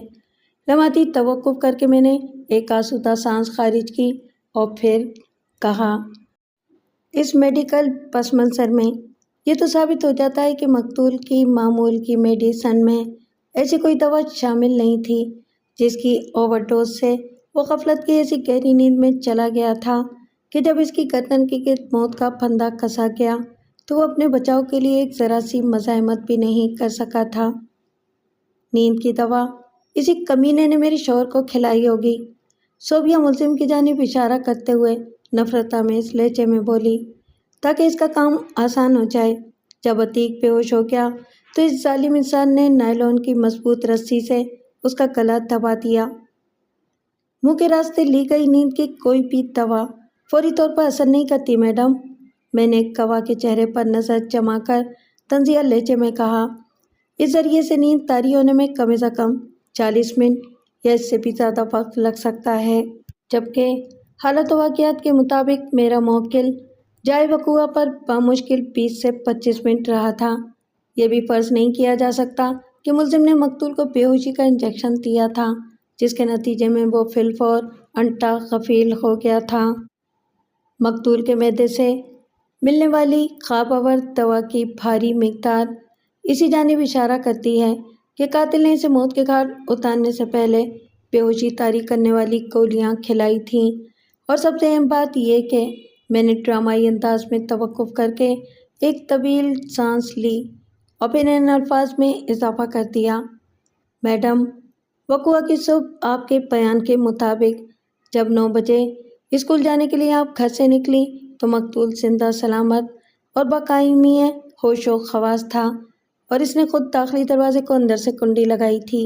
1 घंटे बाद मुल्ज़िम आपके फ्लैट पर पहुंचता है तो सोचने की बात यह है कि इसके लिए दरवाजे की कुंडी किसने खोली थी, क्योंकि पोस्टमार्टम और केमिकल एग्जामिनर की रिपोर्ट के मुताबिक वक़ूआ के रोज़ सुबह 10 बजे मकतूल गहरी नींद में था और इसी नींद में इसकी ज़िंदगी का चिराग गुल कर दिया गया था। मैंने इस तकाज़ा की गवाह और मकतूल की बेवा सोबिया के गिर्द अपनी जिरा का शकंजा ऐसी महारत से कसा था कि इसके फरार की तमाम राहें मसदूद हो गई थीं। इसने इज़्तिरारी अंदाज में इमदाद तलब नज़र से वकील इस्तग़ासा की तरफ देखा। मैडम, इधर मेरी तरफ। صوبیہ کی مکاری اور چتر بازی نے مجھے آپ سے تم پر آنے کے لیے مجبور کر دیا۔ میں نے ٹوک انداز میں کہا، تمہاری مدد کے لیے اب یہاں کوئی نہیں آئے گا، اس لیے میری بات کو توجہ سے سنو اور اس کا بالکل درست جواب دو۔ وہ میکینیکی انداز میں سر ہلا کر رہ گئی۔ کنگ گارڈن اسکول سے تمہیں کتنی تنخواہ ملتی ہے؟ میں نے کڑے لہجے میں استفسار کیا۔ اس نے جواب دیا، 2000 روپے۔ کیا 3500 روپے میں تمہارا گزارا ہو جاتا تھا؟ میں نے اپنی تنخواہ 2000 روپے بتائی ہے، اور میں نے ان 2000 میں 1500 وہ بھی شامل کر لیے ہیں جو فلیٹ نمبر 1304 سے کرائے کی مد میں ہر ماہ آتے ہیں۔ صوبیہ کی رنگت اڑ گئی۔ یکایک وہ صدیوں کی بیمار نظر آنے لگی۔ بے ساختہ جج نے مجھ سے پوچھا، بیگ صاحب، کیا آپ یہ کہنا چاہتے ہیں کہ مذکورہ فلیٹ صوبیہ کی ملکیت ہے جو 1500 ماہانہ کرائے پر اٹھا ہوا ہے؟ یس یور آنر، میں یہی کہنا چاہ رہا ہوں، اور وہ بھی ٹھوس ثبوت کے ساتھ، میں نے توانا لہجے میں جواب دیا اور اپنے بیگ سے چند قانونی دستاویزات کی فوٹو کاپیاں نکال کر جج کی میز پر رکھتے ہوئے کراری آواز میں کہا، جناب عالی، ان کاغذات سے صاف ظاہر ہوتا ہے کہ فلیٹ نمبر 302 اور 304 صوبیہ عتیق کی ملکیت ہیں، جن میں سے چھوٹے فلیٹ یعنی 302 میں یہ لوگ خود رہتے تھے، اور دوسرا بڑا فلیٹ حاجی عدیل نامی ایک شخص کو کرائے پر دے رکھا ہے۔ یہ دونوں فلیٹ انہی 4 لاکھ روپوں سے خریدے گئے تھے جو مقتول نے اپنا آبائی مکان جعل سازی سے فروخت کر کے لطیف شیخ سے حاصل کیے تھے۔ مرحوم شفیق احمد کا 2.5 لاکھ کا قرضہ اتارنا ایک بہانہ تھا۔ یہ گھناؤنا کھیل مقتول اور اس کی بیوی کی بدنیتی کا شاخسانہ ہے۔ حاجی عدیل اس وقت عدالت کے باہر موجود ہے، اسے اندر بلا کر اس معاملے کی تصدیق کی جا سکتی ہے۔ اس کی کوئی ضرورت نہیں، صوبیہ نے عجیب سے لہجے میں کہا، میں ان معاملات کو سیٹل کرنے کے لیے 1.5 یا فلیٹ ملزم کو دینے کے لیے تیار ہوں۔ قانون کی زبان میں صوبیہ نے اقبالی جرم کر لیا تھا، لیکن میں اسے اتنی آسانی سے چھوڑنے والا نہیں تھا۔ میں نے اس کی آنکھوں میں آنکھیں گاڑ کر سخت لہجے میں کہا، میڈم، میمنے کی قربانی دینے سے بات نہیں بنے گی۔ 302 کے ساتھ ہی اس کی ماں 304 کو بھی بلی چڑھانا پڑے گی۔ یہ دونوں فلیٹس جائیں گے میرے موکل کی کسٹڈی میں، اور تمہارا مستقل ٹھکانہ بنے گی جیل، اپنے شوہر کے قتل کے جرم میں۔ اگر تمہیں پھانسی نہیں بھی ہوئی تو عمر قید کی سزا ضرور ہوگی۔ میں لمحے بھر کے لیے تھما اور بھی سرسراتی ہوئی آواز میں اضافہ کر دیا، اس کو کہتے ہیں مال کار، یعنی کرنی کا پھل، اور تم نے یہ تو سنا ہی ہوگا کہ جیسی کرنی ویسی بھرنی۔ یہ کہانی یہیں پر ختم ہو جاتی ہے، لیکن صوبیہ نے اپنے شوہر کو موت کے گھاٹ اتارنے کے حوالے سے عدالت میں جو لمبا چوڑا بیان دیا، میں اس کا خلاصہ آپ کی خدمت میں پیش کرنا ضروری سمجھتا ہوں۔ عتیق احمد نے جعل سازی سے آبائی مکان فروخت کر کے اپنی بیوی کے نام یہ 2 فلیٹس تو خرید لیے تھے، لیکن انیق احمد جب کوئی سے لٹ پٹ کر یہاں آیا تو چھوٹے بھائی کے لیے اس کے دل میں ایک نرم گوشہ وا ہو گیا تھا۔ وہ ان میں سے ایک فلیٹ انیق کو دینے کا فیصلہ کر چکا تھا، اور اسی حوالے سے بات کرنے کے لیے اس نے وقوعہ کی صبح انیق کو اپنے پاس بلایا تھا، مگر صوبیہ کچھ اور ہی سوچے بیٹھی تھی۔ اس عیار عورت نے ایسی چال چلی کہ معذور شوہر سے بھی جان چھوٹ جائے اور انیق کی صورت میں سر پر منڈلانے والا خطرہ بھی ہمیشہ کے لیے ٹل جائے۔ لیکن وہی بات کہ یہ دنیا دارالعمل ہے، یہاں پر اپنی کرنی کی فصل سب کو کاٹنا ہی پڑتی ہے۔